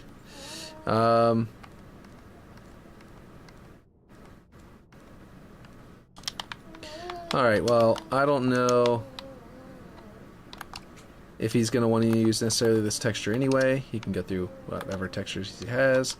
There are other ones that are available in here. Wait, that's not it. Here. Like this one's pretty not that great, but this one is pretty good. This one looks a lot like a treadmill. So it's up to him. I'll just let him decide what he wants to do with the textures after we get it actually working. Because that's the most important thing, is that it actually moves, I think. Then you can figure out how you want to do your art. It's like blocking something out before you is that the place we want it to be? Come on now. I need to make sure that the magnet point is in the right spot. And then I can, let's see, where is it? There it is. Bring it up one. There we go. And at least I'll be able to see where I've replaced them. So it's not too bad that the appearance is a little different.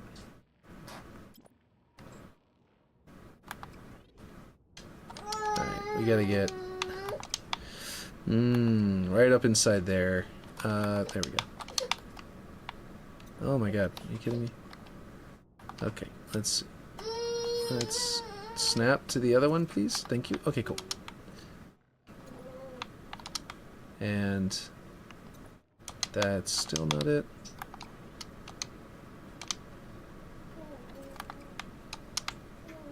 Now, I haven't moved the pointers, so that it's going to be going out and poking out the edge like this, just like the other box is. But it should be moving. They're going to take a second to spawn in. Okay, what is going on? Did I set the... Hold on. Oh, I might have been really dumb. Did I set it to dynamic, but not... I didn't. Yep. I gotta do that. Right? Oh, wait, no. Phased is... Right, no. It should be able to animate. Hold on. They're all set to alpha, right? Every single object in alpha should be set to move. Every 10 seconds. This is odd. It should be functioning. I did set them to alpha before that, didn't I? Or did I not? Did I never set to alpha? Oh, jeez. Well, it's that simple. So now I just have to recopy it.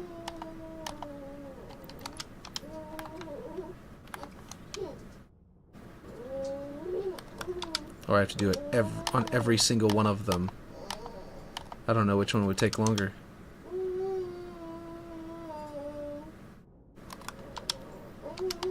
Let's see.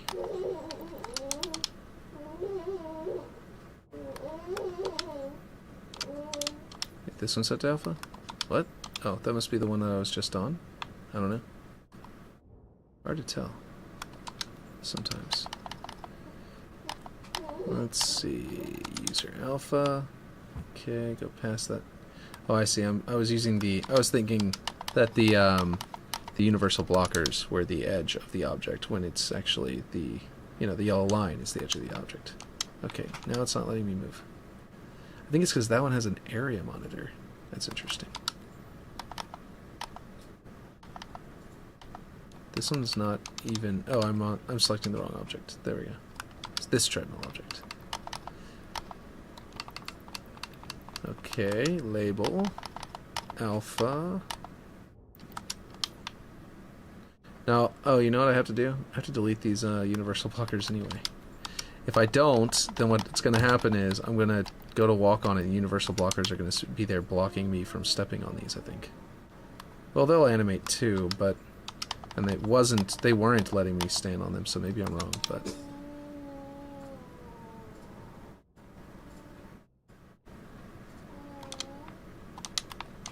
Alright, yeah. I'll just go ahead and delete them. That'll actually make it to where I can grab these last few pretty easily. And this one.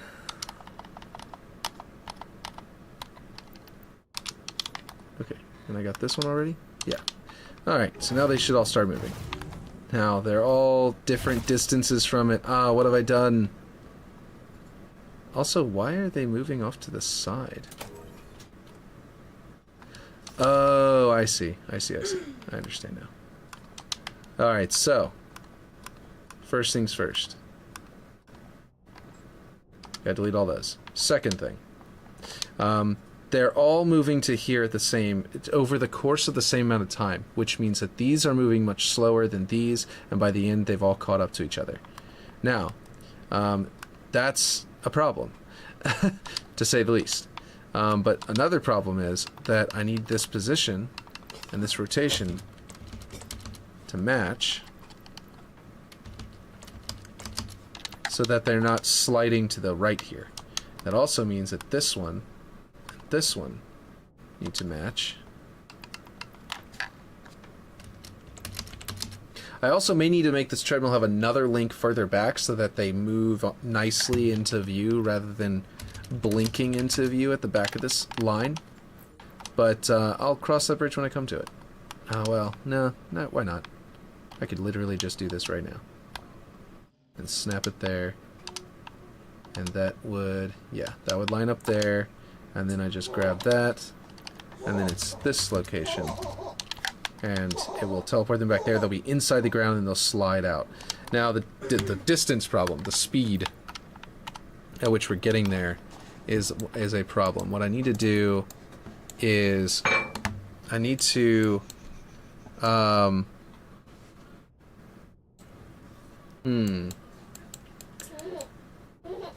so let's see. If I get this pointer's position, and then I get this object's position, and I deduct one from the other, and then I set it as the new position, then that should work, right? But if it's a negative, if they're both negative values and I minus a negative from it, then it's going to, well, okay. Let's see. Like if they're both negative values and I add a negative, then it's going to make it to where it goes even farther rather than going shorter. So then I'll have to minus the negative. So I'll just have to figure out which direction I have to do the math. But I could theoretically do this. I just need to clear this direction, this position, move these down here and start calculating a new position off it. So we have that object, and we need to get, where is it? What did I just do? Sure. Just for a little bit. Okay. Cool. Okay.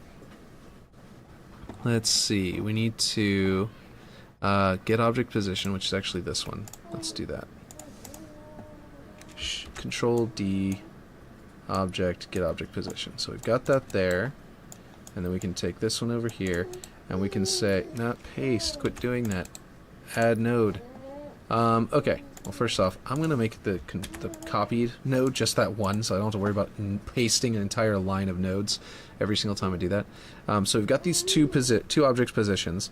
We're going to add, we'll add vectors. Is that what I'm looking for? I think that's what it is.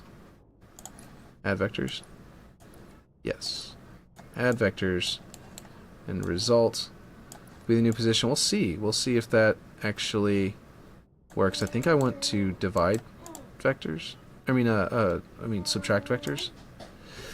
I don't even know if there is a subtract vectors or if it's like something else. Ooh, they went flying. Okay, never mind. That's not what I want. Hey, what's up? Okay, yeah. Alright, so add vectors is not what we want to do because that's making them fly up into the air. Because I need to... Okay, I need to get the pointer's position and only... I need to clear this and I need to... Not paste. Look, see? Now it's just the one node, so that's much cleaner to clean up. Or much easier to clean up. Okay, I need to... is it math actually? Get vector axis values. And I only want to do the y vector, so I'm gonna then, that's not what I want again. Okay, add node, keep hitting that wrong button. Variables basic, vector 3. And then I'm gonna just do the y over, and then leave that leave the others at 0. And then I can slide this over here.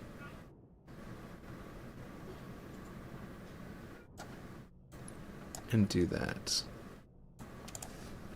And this, let's see, save it. And they're going the wrong direction, but that's because I'm not subtracting. Alright, so I need to, okay. Yeah, I think I need to subtract, I mean not subtract. Yeah, subtract, yeah, that's the right word I was trying to say. Let's see, subtract vectors, there we go. If I subtract the vector instead of adding the vector, it should bring it into the other direction, but I could be wrong. Let's find out.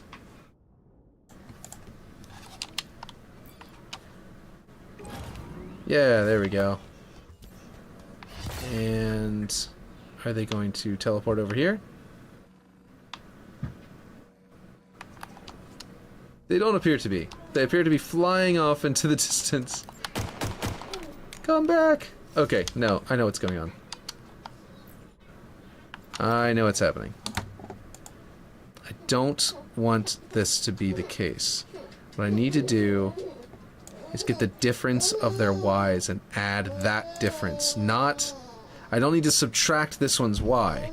I need to subtract the difference of their y's. Okay? So I need to move this down, which means I need to have this y... And this vector 3 needs to be...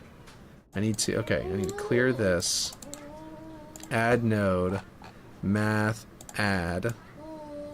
Okay, I need to put y in here.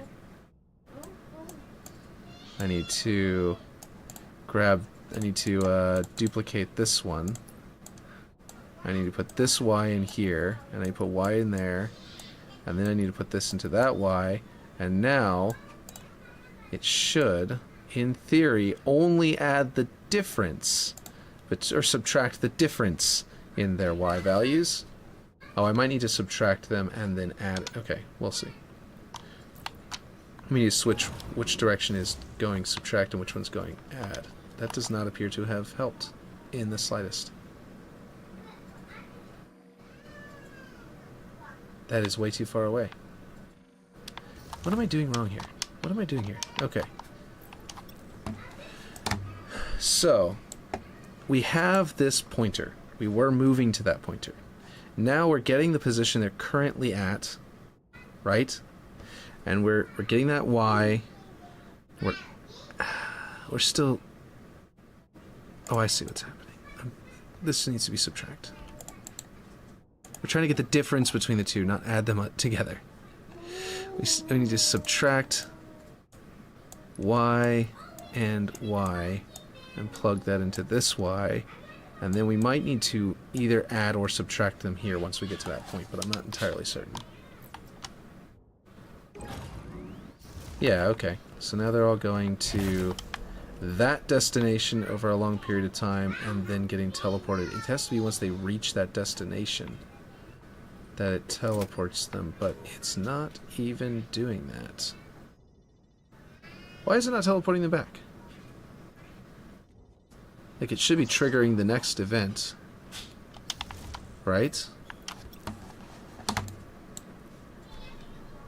Okay. Oh, I'm dumb. Wait, clear that. Wait, duplicate that. I'm not entirely dumb. This doesn't need to be here, but like, I'm dumb because what I realized is that this pointer, I'm trying to get the difference between these two pointers, right? No, I was trying to make it only move at a fixed rate. Nope, I was right the first time. This is not what I need to do. But I'm not... I did something wrong, but that's not... But this is still what I'm trying to do. Okay, something is wrong here. We get our current object position. We pull its y out. We get the y out of the pointer as well. And then we are subtracting one from the other to get our difference in their value. And then we're subtracting that from our current position. And it's supposed to get there in this many seconds. And whenever it reaches that destination, it's supposed to move back to pointer 2. Why is it not doing that? Is relative false? Does that need to be set to true? Did I mess myself up by setting that to false? No, it's still taking... Okay, hold on. Duration in seconds is going to have to be some kind of like... I don't fucking know. I don't know. Maybe they all need to start at the beginning. Okay, I am at a loss here. My brain is kind of fried. Maybe I should do this another time and give up on this one. The other one worked for up to a certain point, but then the objects were bugged because they just wouldn't shove in the same direction as the player, and they also don't they shove opposite the player sometimes, and then their values were significantly lower because their gravity is so low. I wonder if that means that those fusion coils' gravity is set to a negative value. And that's why it's going in the opposite direction that I shoved it. Because that would be weird, but it might explain why they weren't, following the direction. They're actually going backwards. So if it was like set to -1 instead of 1, then that might have been multiplying against the value that I applied to it for its vector, for its velocity. And that meant it was launching in the opposite direction. That could be what it is. That's not probably what it is, but it could be what it is. So we're triggering this, though. We're translating over the course of 10 seconds. I'm trying to get the distance so that it only travels... But I guess that's not changing how long in seconds. Okay.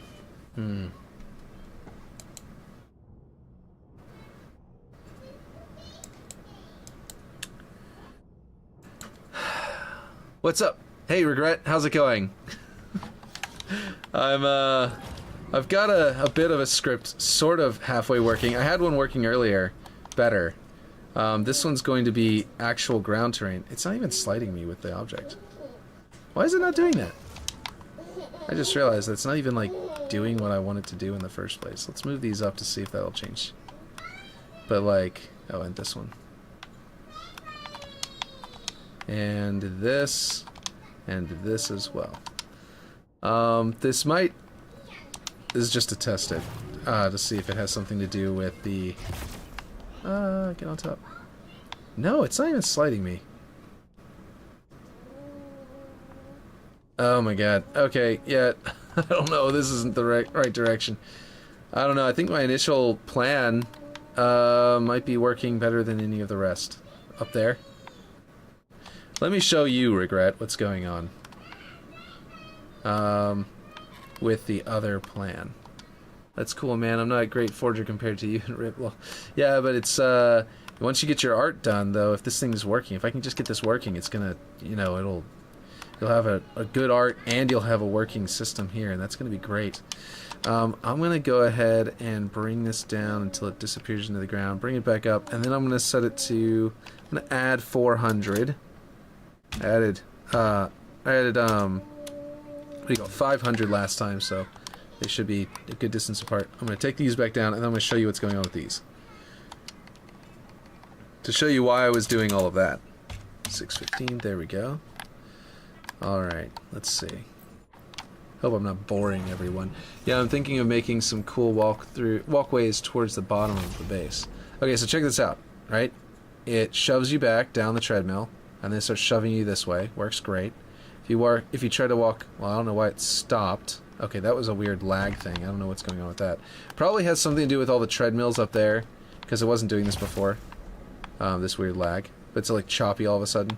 Yeah, I'm thinking that it's the other script is running and doing some weird shit. But anyway, the point is that the problem with it was, though, even though it works really good for this, right? Like it slows you down going that way, it speeds you up going this way. You know what I mean? And then like it'll shove you as you go, and like I said, it's getting choppy because of something. I really do think it's these. I'm gonna go delete these because these are not working like I wanted them to, and they're not even like sliding me whenever I stand on them, so they're completely useless. Like this script is completely useless.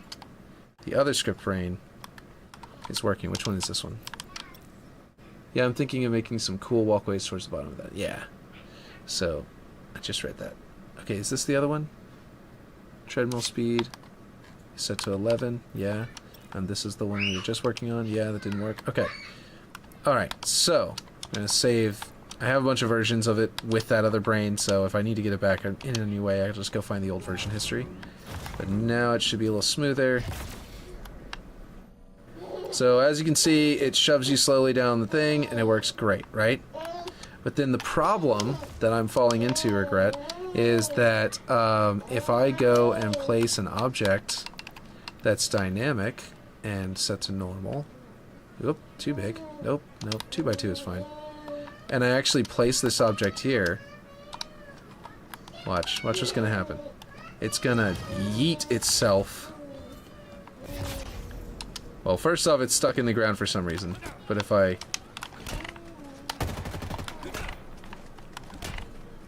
Okay, I don't know what it's doing right now. I just gotta figure that out. I'm gonna bring it... Oh, I think it might be hitting the pointer. I had that problem earlier where, like, it seems to be hitting the pointer. Okay, so here we go. Now it's just yeeting itself. You see that? See how fast it moved? That problem is because all of the objects in the game are set to a gravity of 1 whenever you set them to normal physics. You can't change that. It's really obnoxious. Because I think the game assumes they have... But then, like, some of the objects were actually flying against that. Here, watch, I'll show you. I was like, well, what if I go with sandbox and I go with fusion coils? And I thought about these really big fusion coils. They're like just the right size. It'd be really cool. They'd explode whenever you blow them up. They'd be really nice. But then they... well, that wasn't expected. That wasn't the plan. Delete this. Okay. Well, the problem is that sideways like this, they don't move at all. If I bring them up a little bit... Oh, no, that's right. I haven't set that to normal. That's what's going on. Sometimes they weren't moving from sideways, so that's why I thought that was exactly what it's normally doing. Oh, actually, wait, they're moving forward now.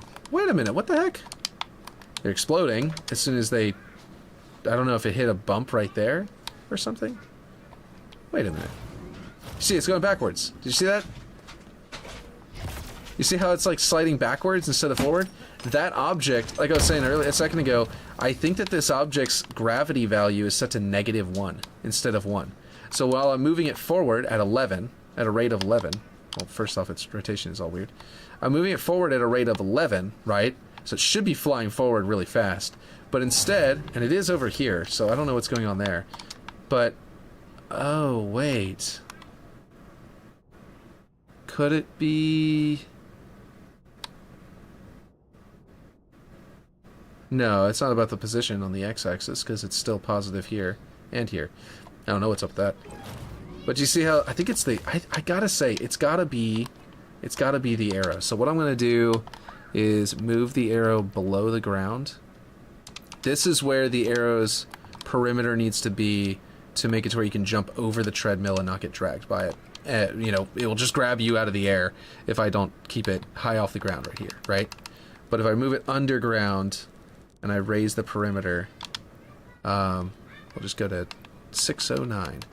And then I raise the top of it back up. I can set it to right around that same value, and it'll work really nicely. Oh man, explosion. Okay, so I don't want it to tip forward, and so I should be pushing it forward. Okay, so now I know what the problem was. It was that arrow. It was hitting the arrow. Now my new problem is that it's pushing this object too high up and making it like top heavy. Let's see what happens if it's upside down. Nope, it still tilts forward. So it's dragging on the ground. So the physics are kicking in, and the object is scraping across the ground and slowing it down so it doesn't move forward. Okay, so that would be the issue. I wonder if there is an object that has 0 friction. So, for example, earlier I was trying to move blockers, right? So if I go, let's see about universal blockers. Universal blockers might have no friction. I'm a beast forger. Yeah, well, I try, at least. Let's see if I bring this up and I bring it just through the ground. Okay, it's a little too... Apparently something that is dynamic is in the way. Might be this still. Is it set to dynamic? No. Might be this or that. No. Static phased. Okay. Wait, is it normal or phased? Okay, it is phased. Is this one set to phased? Yeah. This one's set to normal, but it shouldn't be in the way anymore. Okay, there. Now it accepted it. Okay, so if this has 0 friction, which might be the case, hopefully, then it won't go flipping forward. It worked! Until it hit that lip. Did you see that? Oh, man. Okay, hold on. Bring it up a little higher. Can it go higher? It's refusing to go higher. Oh, because I brought this lower. Wait a minute. It's hitting something here and exploding. Let's see. Do you think I did a good job so far based on this first forge ever? Yes, I think you're doing pretty good so far. I think you're doing really good so far. The treadmills look like treadmills. The ground looks like ground. Everything looks great. And I think pretty sure the layout is exactly right. If you want to scale it up, you might do that. But honestly, a lot of the cooler, I think the cooler design choice, if you want to make a map bigger for Halo Infinite, is not to scale up the map, but to add on to the map. Like, there's a lockout version where, like, they added, like, a back cave that goes around and stuff like that. I think that's better. Because then the encounters are the same in where they're supposed to be the same, and then they're different. So, like, if you built the entire map, but then put, like, a door on the back wall and some, like, base behind it, you know? Then you could have a base that comes out onto this instead of this being the base. You know what I mean? So, like, it feels really, really close. I don't know if the scale is exactly right, 1-to-1. But if it needs to be scaled up, you can scale it up. But if it doesn't need to be scaled up, then you can, you know, then you can go with that. You know what I mean? You can add on to it. If this is 1-to-1, then you can add on to it. So it's hitting something and exploding over here, and I'm not sure what it is. And I suspect it is because the treadmill object right here, look, it's not, I think it's hitting the collision box of this treadmill somehow. So this one is not flat, it looks like. 0. There we go. And then we can snap it to there again. And that might get rid of that lip enough to make it... Ooh, this one's the same thing. Okay. Somehow it got a little bit off, that's all. And that might make it to where there's no longer a lip there. Might make it not... Nope, still explodes. I don't know why it's exploding as soon as it reaches this point. It was dragging me. I don't know why it's exploding at this point yet, but we're gonna try and figure it out. That is also the end of the... Oh, wait. So that is the end of the overlap between this one and the other and the next one. You see what I mean? It's exploding right around here. I don't know. We're going to try and bring this... Not that. We're going to bring this up and bring this up. There we go. And see if it works out now. Nope. Still the same. Huh. It's not tipping forward as quickly, but it is tipping forward. So maybe it's at the... Maybe this thing is too... Maybe its friction is still too high? That's not what I want. Okay, so I think that is actually the one that I want. And the reason I think that is because... Yeah, there we go. Maybe now... Yeah, I made it to the edge. Okay, so we need a universal blocker that is sloped downward in the direction the treadmill is going to go, and we need it to push forward, and then we need it to get shoved that way. And then the real problem is that that our thing is shoving too fast, right? So we want to select this, make sure it's actually in there. What the heck? Okay, we gotta go into it first. Okay, what script brain was I grabbing then? Uh-oh, is there another script brain somewhere? Did it generate a new one whenever I did that? I hope not. Anyway, okay, so it's getting all the way to the edge and then hitting that and exploding. Now, the problem is that it is moving too fast, and I created this for you, by the way, Regret, if you're still here. This right here is your treadmill speed. All you gotta do is go into here and set this to whatever you want it to. So if it's not going the right speed for you, that's all it is. Now, at 3, it doesn't push a Spartan. So what I'm going to do is make a separate treadmill thing in the same locations using all the same scripts that shoves only players. And then it's going to be set to 11 because players are heavier, apparently, like 3 times heavier than everything else. Everything else's value is probably set to something else like 1 or something like that. So now it's going to be sliding slower, which means it won't explode, in theory. It did fall over. I'm going to put the spawn points up in your map. Because trying to spot it before it falls over has been tough. And I just realized that I could just literally just... Wait, what happened to... Oh my god. Alright, well, we're going to deselect that one. Okay, there we go. Yeah, it was already at the negative. I should have known. And then we're going to snap this to here. I'll move this one back and these guys over so the camera angle is good. This is probably not where you're going to want them in the end, obviously, but let's see. Then we'll put these guys up here because I don't know which one I'm going to spawn as. And I'm just going to line them up like this and watch it get shoved. Hey! Oh! That's weird. You have a light over here set to normal physics. Probably want fixed or phased, actually, probably. So they were falling over as soon as the match started. That was probably like you were still learning how to do everything, and you just grabbed it and switched it and didn't know what it did at the time, and then forgot you had done that, and then you moved on. But yeah, okay, so that's working, but then it's not shoving it this way. So something is going wrong on in this direction, but also we can tilt our...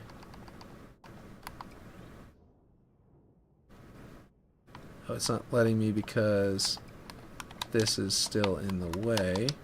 We want to tilt it this way once. No, we probably need a bit more than one on.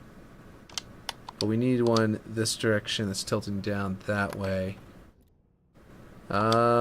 Let's see. Which is that? That's rotation. I mean, that's, which one is that, actually? Is it this one? No, that's Z. Okay, it's this one. Okay, cool. So can I do negative 0.1 instead of 0.5? Yes. Okay. Can I set this one to 0.1 instead of 0.5? Will that still work for the slide? Yeah, it did. Of course, it kept going too much there at the end. It's possible that this is handing it off too hard. Yeah, see, this is still inside of this zone at the end, and it keeps shoving it that way. It needs to hand it off, but it needs to hand it off a little bit softer, more like this, so that the entire... So once it gets outside of that edge of that, it needs to start... it needs to be only inside this one, so it'll go only in that direction. The other direction is not moving it at all. Oh, and I know why. Dang it. Okay, I'll show you exactly why. If we go to this, watch this. And we try and put this on the ground. Wait, no, it's working. What? Why is it not shoving it that way? Weird.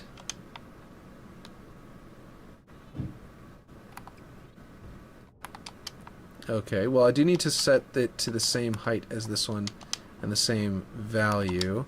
So we're going to do this, do that, and then this should be the same height.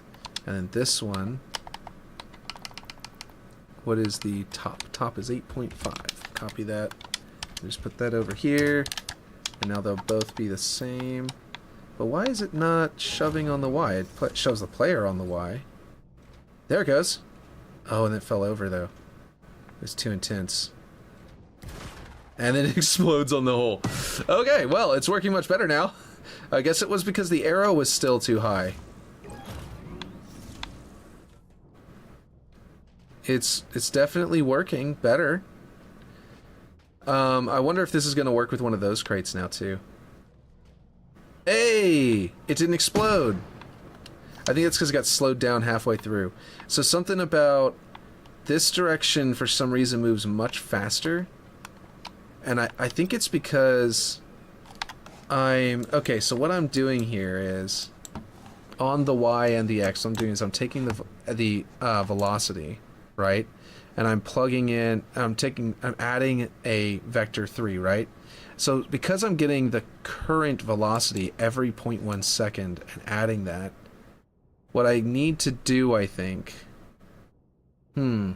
So this is how it works for a player, to add to the player's current movement, so it speeds you up and slows you down while you're running in that direction. But what I could theoretically... What I might need to do here for the...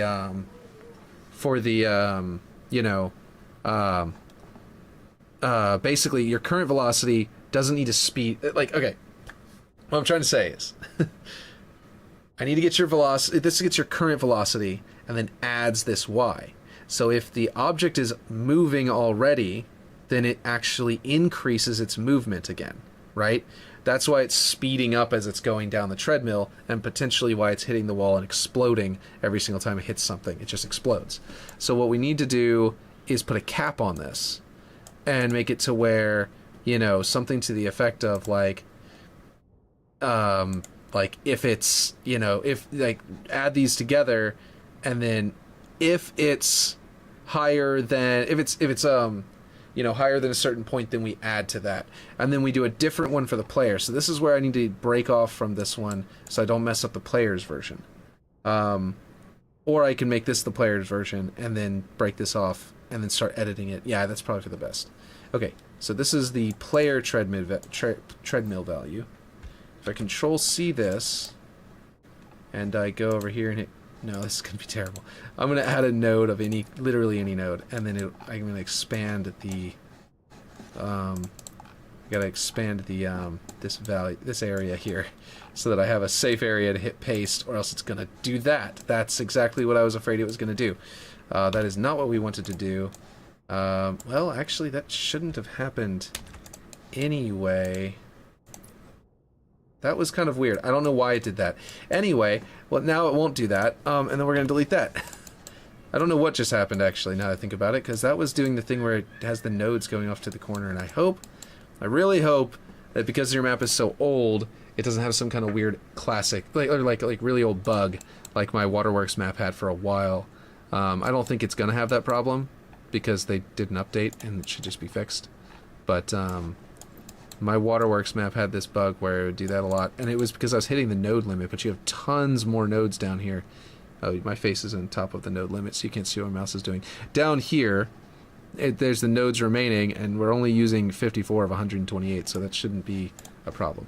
Anyway, okay, so we've got we've got everything moving correctly. Now we need to change all these names and stuff like that. We're also going to set this back to be 11 is what I chose for the treadmill. The 10 was okay, but it felt a little bit too slow for speeding up or slowing down the player. But it's up to you. You can. That's why I put the value off on the side here, so that you can adjust it however you want to. Because 10 may be just right. I don't remember how fast they were in Colossus. And Ripshade was saying no, it doesn't really, it doesn't really speed you up too much. It's not. It's a slight increase of speed or decrease of speed, but it's not a major one. And he's probably right. But also you can decide if you want to go faster. But yeah. So I'm going to leave this how this is, except for one thing. Every in second, I'm not going to get objects in area monitor. I'm going to get the player in the area monitor. And I just realized it's gonna. It'll be adding both to players. If I get object, it's going to apply to players. But if it's only at 3, then that won't be a big deal, right? Because, that shouldn't be too big of a deal, right?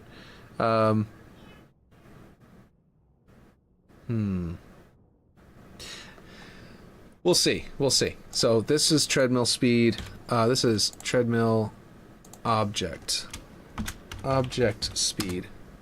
And this other one's going to be treadmill player speed. And the simple way to do that, let's see, treadmill, not treadmill speed, treadmill player speed. If I misspell anything, by the way, feel free to fix it. Okay, get objects in area monitor. We're going to do get players in area monitor. I think that is a get players on team. Oh, wait, get all players. Get player... Get player... Oh, no, set player. Is it a variables advance? Where was the get? Get objects... No. It was in objects... In objects as get objects in area monitor. Okay, so all we gotta do is say... We need to test to see if it's a player. That's all. So we're gonna say... logic... Right? Or is it in play? Is players? Is it is player? Oh, get is airborne, crouched, get is player. There we go. Okay. So we're going to go for each object. Get object is player. We got to throw in a boolean, a logic gate that basically just says it only happens whenever get boolean not. That's not what I meant to do. Add node. Do they have boolean is? Let's see. For each object. I guess boolean logic, right? Returns and or boolean results. That's not the right one, is it? No, it's not. It's just branch, isn't it? What is boolean not? Operand empty not. Okay, so basically... Oh my god. I forgot about that. Okay, so is player, if I say is player, and then it's saying it's not the player, interesting. I'm not entirely certain how to use. Returns not Boolean results on the input value. Nil input values are treated as false and will return true. Interesting. Okay, so I'm confused here. Anyway, I'm not sure what that's for. I was just trying to figure out what that's for. I'm going to have to look into that. But anyway, the point is that every in seconds for each object, get if the object is a player. If that's true, do the treadmill movement on them. Is player, get the current object, put this down here. There we go. It's a little bit cleaner now. Not super clean, but yeah. There we go. Alright, so now it's only going to push players. This one will. And now we got to change all this because we've got our custom events are all set to, they're all set to... I just realized, how long has the music been off? I'm just sitting here just scripting away without any music. Let's see. It must have happened whenever my daughter was in the room or something. And I didn't pay attention to what was going on with the sound in the thing. Treadmill. Why would I put mill uppercase on these? I shouldn't necessarily change that, but I will. Treadmill player movement X. Confirm. Okay. Treadmill player movement X. Control V. There we go. I can leave the other one just the same, and it won't be a problem. Let's see. Off on the other side of the script with the regular object movement, because it's applying to both player and all objects, including the player. So technically, player movement Y. Oh, whoops. Let's Control C that. Cancel. And then. Oh shoot. Oh no, I did it right. Never mind. Okay, cool. I was worried that I had done the wrong one. There we go. Okay, cool. This is great. I'm going to try and work on the map tonight. Sounds good. It sounds awesome. Oh, whoops. I went out. Okay, so every 1 second, this is going to go off. Every 1 second, that's going to go off. And then what's going to happen is we're going to go ahead. I am going to reduce this down to probably... If I reduce this down to 8, and it applies both of these to your vector, right? It takes your vector twice and adds these values to it, right? Then that's probably going to work, I would think. I wonder... excuse me. I wonder if point... mouth just suddenly got really dry. If every 0.2 seconds it'd actually be better, and then I could say to wait 0.1 second on this one, so that I know that they're not overlapping whenever they do their math and add their values to your movement. That way they're triggering, like, opposite each other, you know? We'll see if that's if that will work, or if that's just going to make the movement kind of choppy. Now, I don't know if this is everything I need to worry about. Let's see. Nope, something's wrong. Get number variables node. Get number variables. Which one is it? Oh, you know what else? No, I did do that. Get number variables node. Where did I put that? And then... What the heck?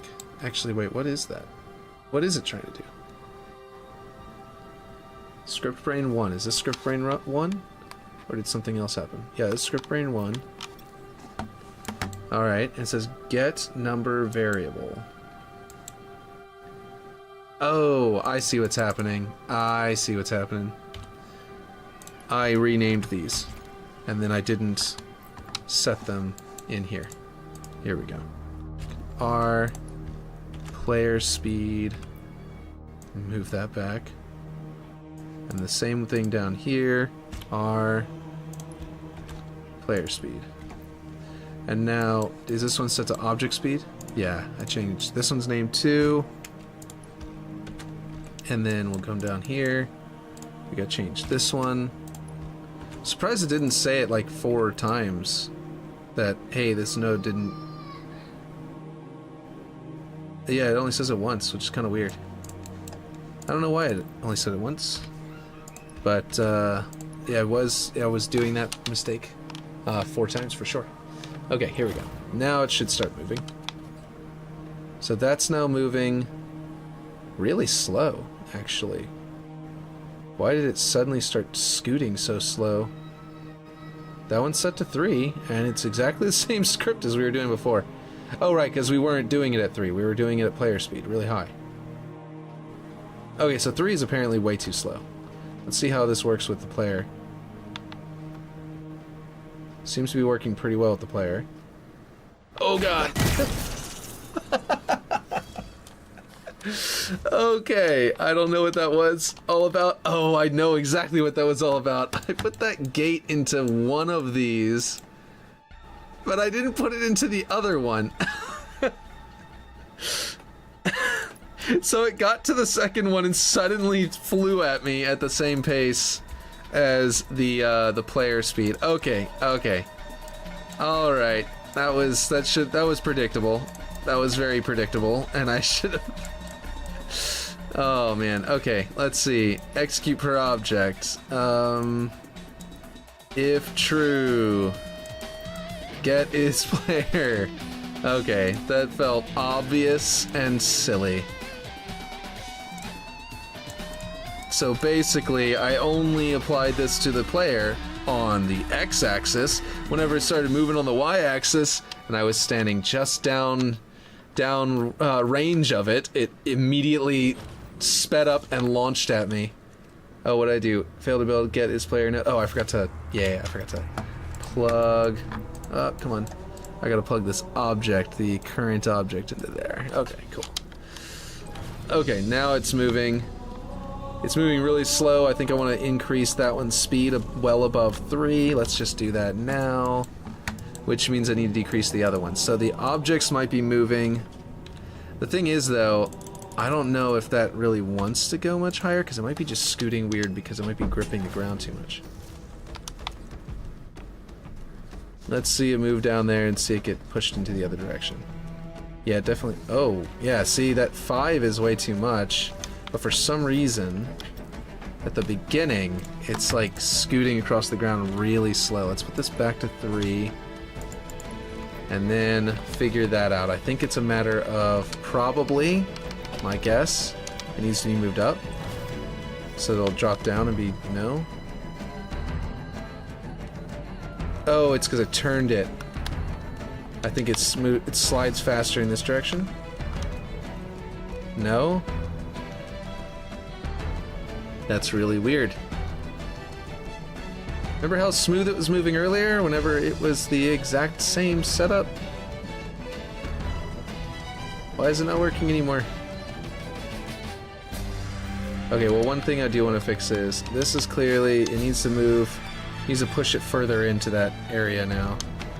I'm not sure why it was working weirdly earlier. I might need to tilt the thing down more. The universal blocker. It's got like no friction on the universal blocker, but the universal blocker has a different angle now. I adjusted the angle earlier. So it might not be enough to get it going, you know what I mean? Let's see. Let's see what happens.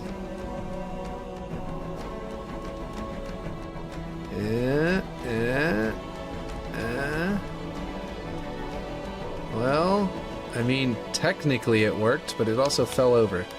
Okay, so I think it fell over because for some reason... Okay, I think I need to... Okay, you see how there's like all this extra play here on the left and right? I think I need to drag this over and let that side kind of be a dead spot on the treadmill.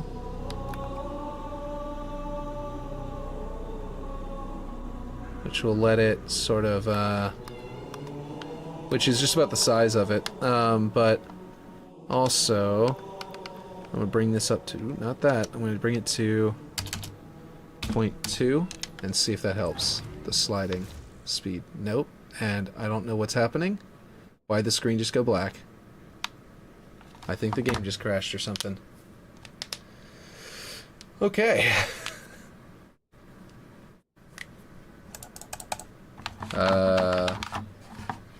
I've never seen this happen before. I think I rotated that object, and then I unrotated the object, and then I put in the value to rotate the object again, and then I held down the back button. And I did all of that. What was that? Boom. Wait a minute. Can I still do stuff? What? The game is live. But, okay. I am editing the value while the game is trying to be live.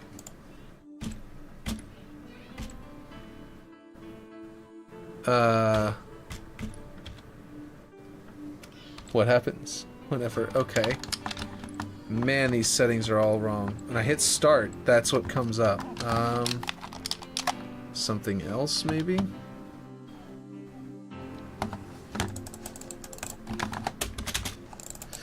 Okay, that's weird. That's extremely weird, and I don't think I'm going to be able to, Can I do anything with this? Type anything? No. No. So I locked up my, my game. Oof. So I changed what I confused the network with my game, I think, was what happened. It tried to go into the play mode, but then it was in the middle of adjusting values between me and the network, and it got busted. So I just need to... Wait, what just happened? Oh, okay. I clicked it down on the start bar, and this happened. And I think it's... Whoa! Okay. And then it crashed. Okay. Yeah, so it's officially crashed now. Alright. Okay, that was a weird bug, and very unusual. But yeah, we're back up. I'll get it back up and going, and finish it. I just saved it, I believe. I'm pretty sure I saved my work, so I don't think it'll be too big of a deal. But we're this close. We're this close. Okay, so whenever the universal blocker was tilted to 0.5, it definitely slid nicely on that. I think that I tilted back to 0.1 instead, and it was still going nice. So I'm not sure exactly why it's going so jittery at the beginning right now. It's not really jittery, it's like it's scooting and gripping the ground. So I am going to tilt it back to 0.5 for that direction, and then keep it at 0.1 for the other direction. And hopefully it will, you know, it'll actually, I need to switch it to the other monitor. There we go. Hopefully that will solve the problem. Let's see. Halo 2, you know, Colossus version 1. But that's all I can think of is why it would what would cause that. You know?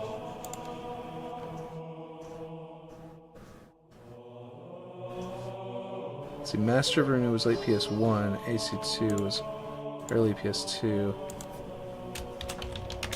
Well, I only played the PS2 titles, but I could have sworn there was one titled Arena. Was that AC2 Arena or something? Anyway, alright, let's go up here. There's Armored Core. Okay. On Twitter we were talking about... Okay, let's see. There's my 0.5. Okay, and then of course we wait a second, give it time to actually know that it's actually there. Okay. No, it's definitely something else going wrong here. I'm not sure exactly what's going on with this X value. Is there something wrong with the script on the X-axis? Here's Y, here's X. They're exactly the same. Except one is X and one is Y. They're being handed in their values. Hardest part for me in match all the structures from the original, it's hard, lol. Yeah, I think the biggest thing that you need to do right now is just get it blocked out, which, you know, Ripshade goes straight into orange floors and gray walls, you know, or the other way around, something like that. And he does a good job at that.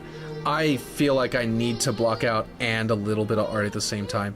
So you might be like me, you might be like you know, like Ripshade in that regard. But basically, I would definitely like just figure out like where your platforms need to be for like distances and stuff.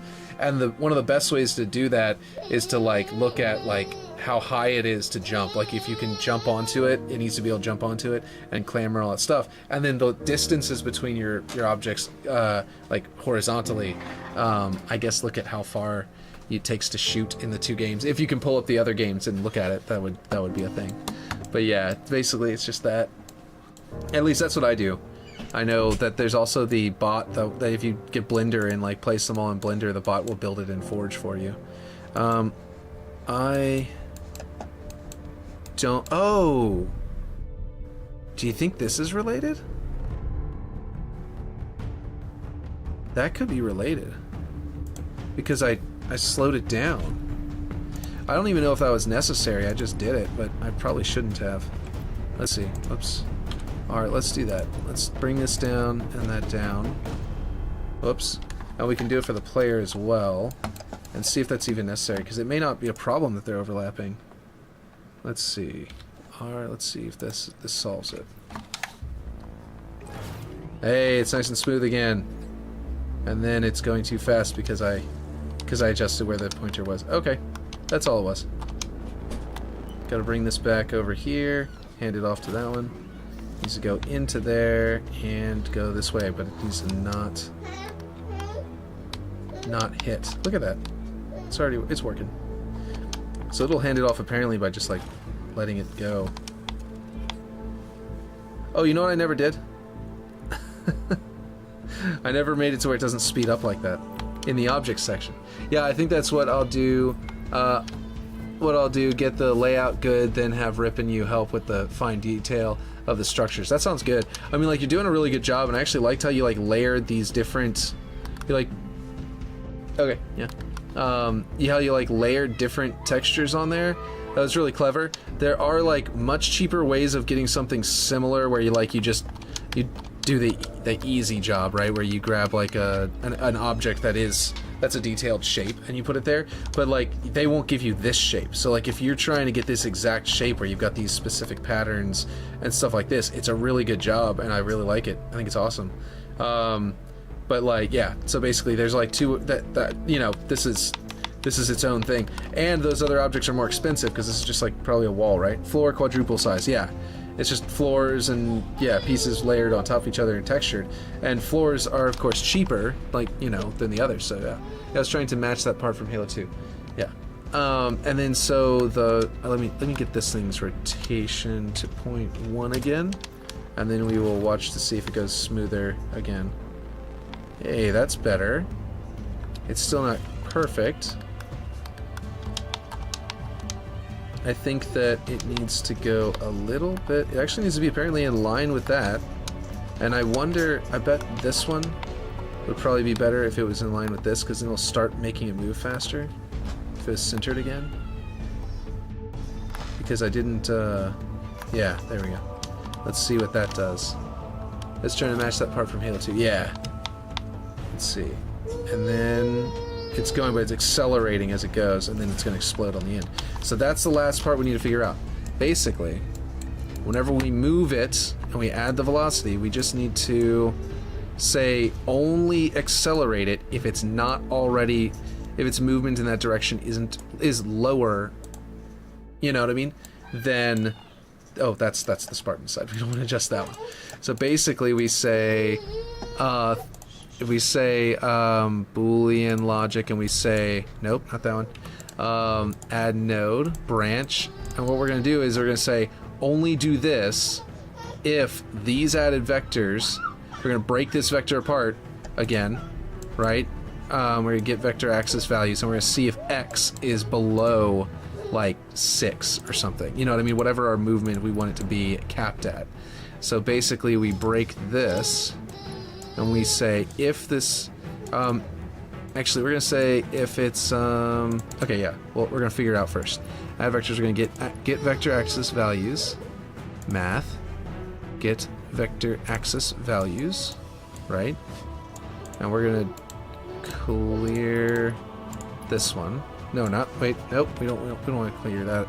We're going to put that back, and then we're going to add this into this one. We're going to take this x, and we're going to go, oh, wait, no. Is it in math or logic? Is there a compare? I think it's, yeah, it's in logic, I think. Oh wait, logic compare?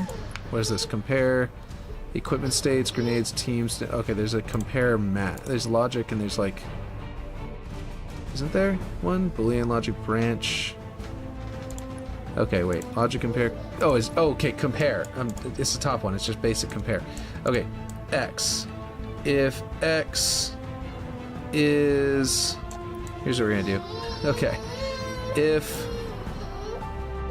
A is less than B, okay, and we're gonna take this number, which is our movement speed, we'll plug it into there, and we're gonna do that, okay?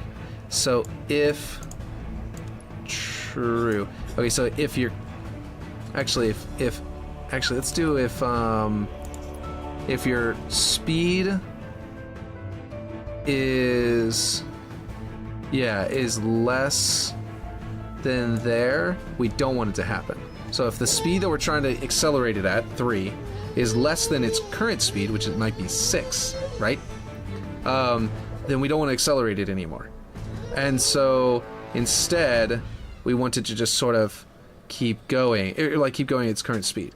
So we're going to say if A, the speed we want it to go to, is less than its current speed, which is what we have here, the added vector, right? The vector for x, then we don't want it to go. So if it isn't less, we do want it to go. So if false, do it.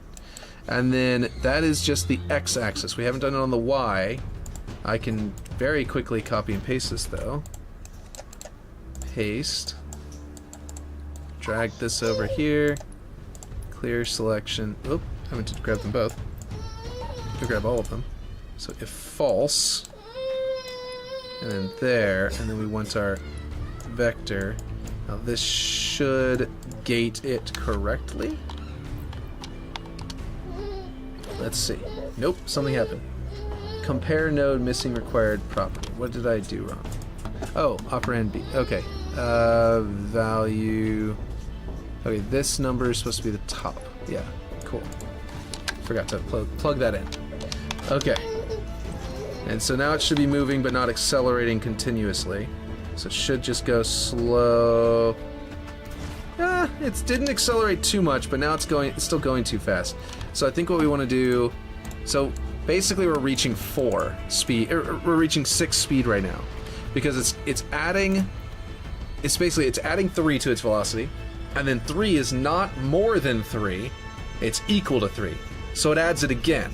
And then if 3, and so now it's at 6. And if 6 is more than 3, then it doesn't add it again. So that's great. But then the problem is that means we are reaching 6. So if we want to get to 3, we'll do 1.5, but I'm thinking about doing 2 and letting it get to 4 and seeing how fast that moves.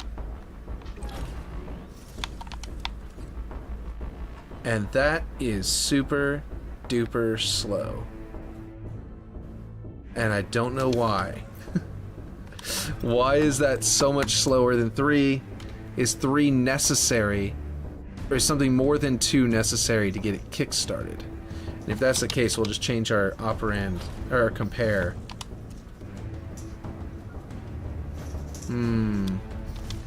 Yeah, try like 2.5. Yeah, that's a good idea. Whoops, I went down instead of up. Let's see. It looks like it needs to be something slightly higher.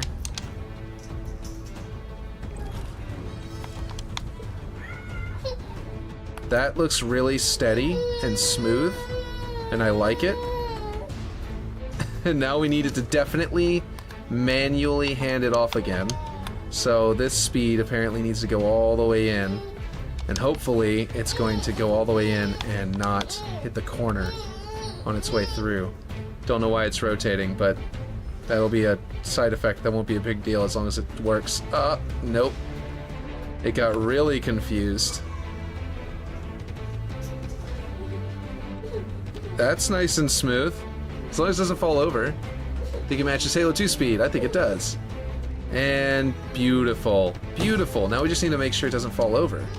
Which might actually be about... Well, it could be this.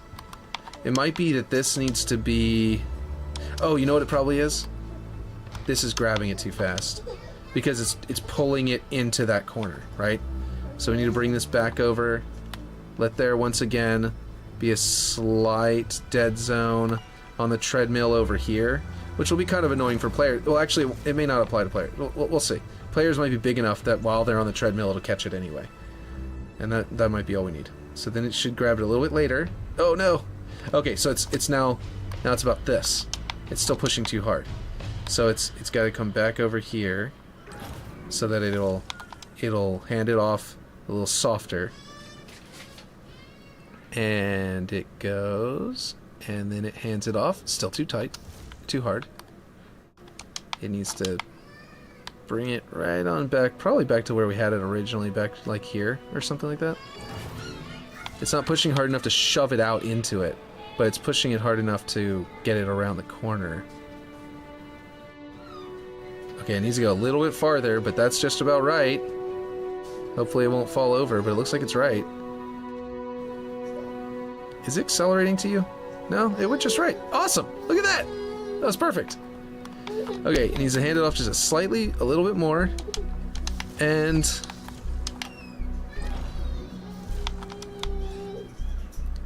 Oh, man. Oh, man.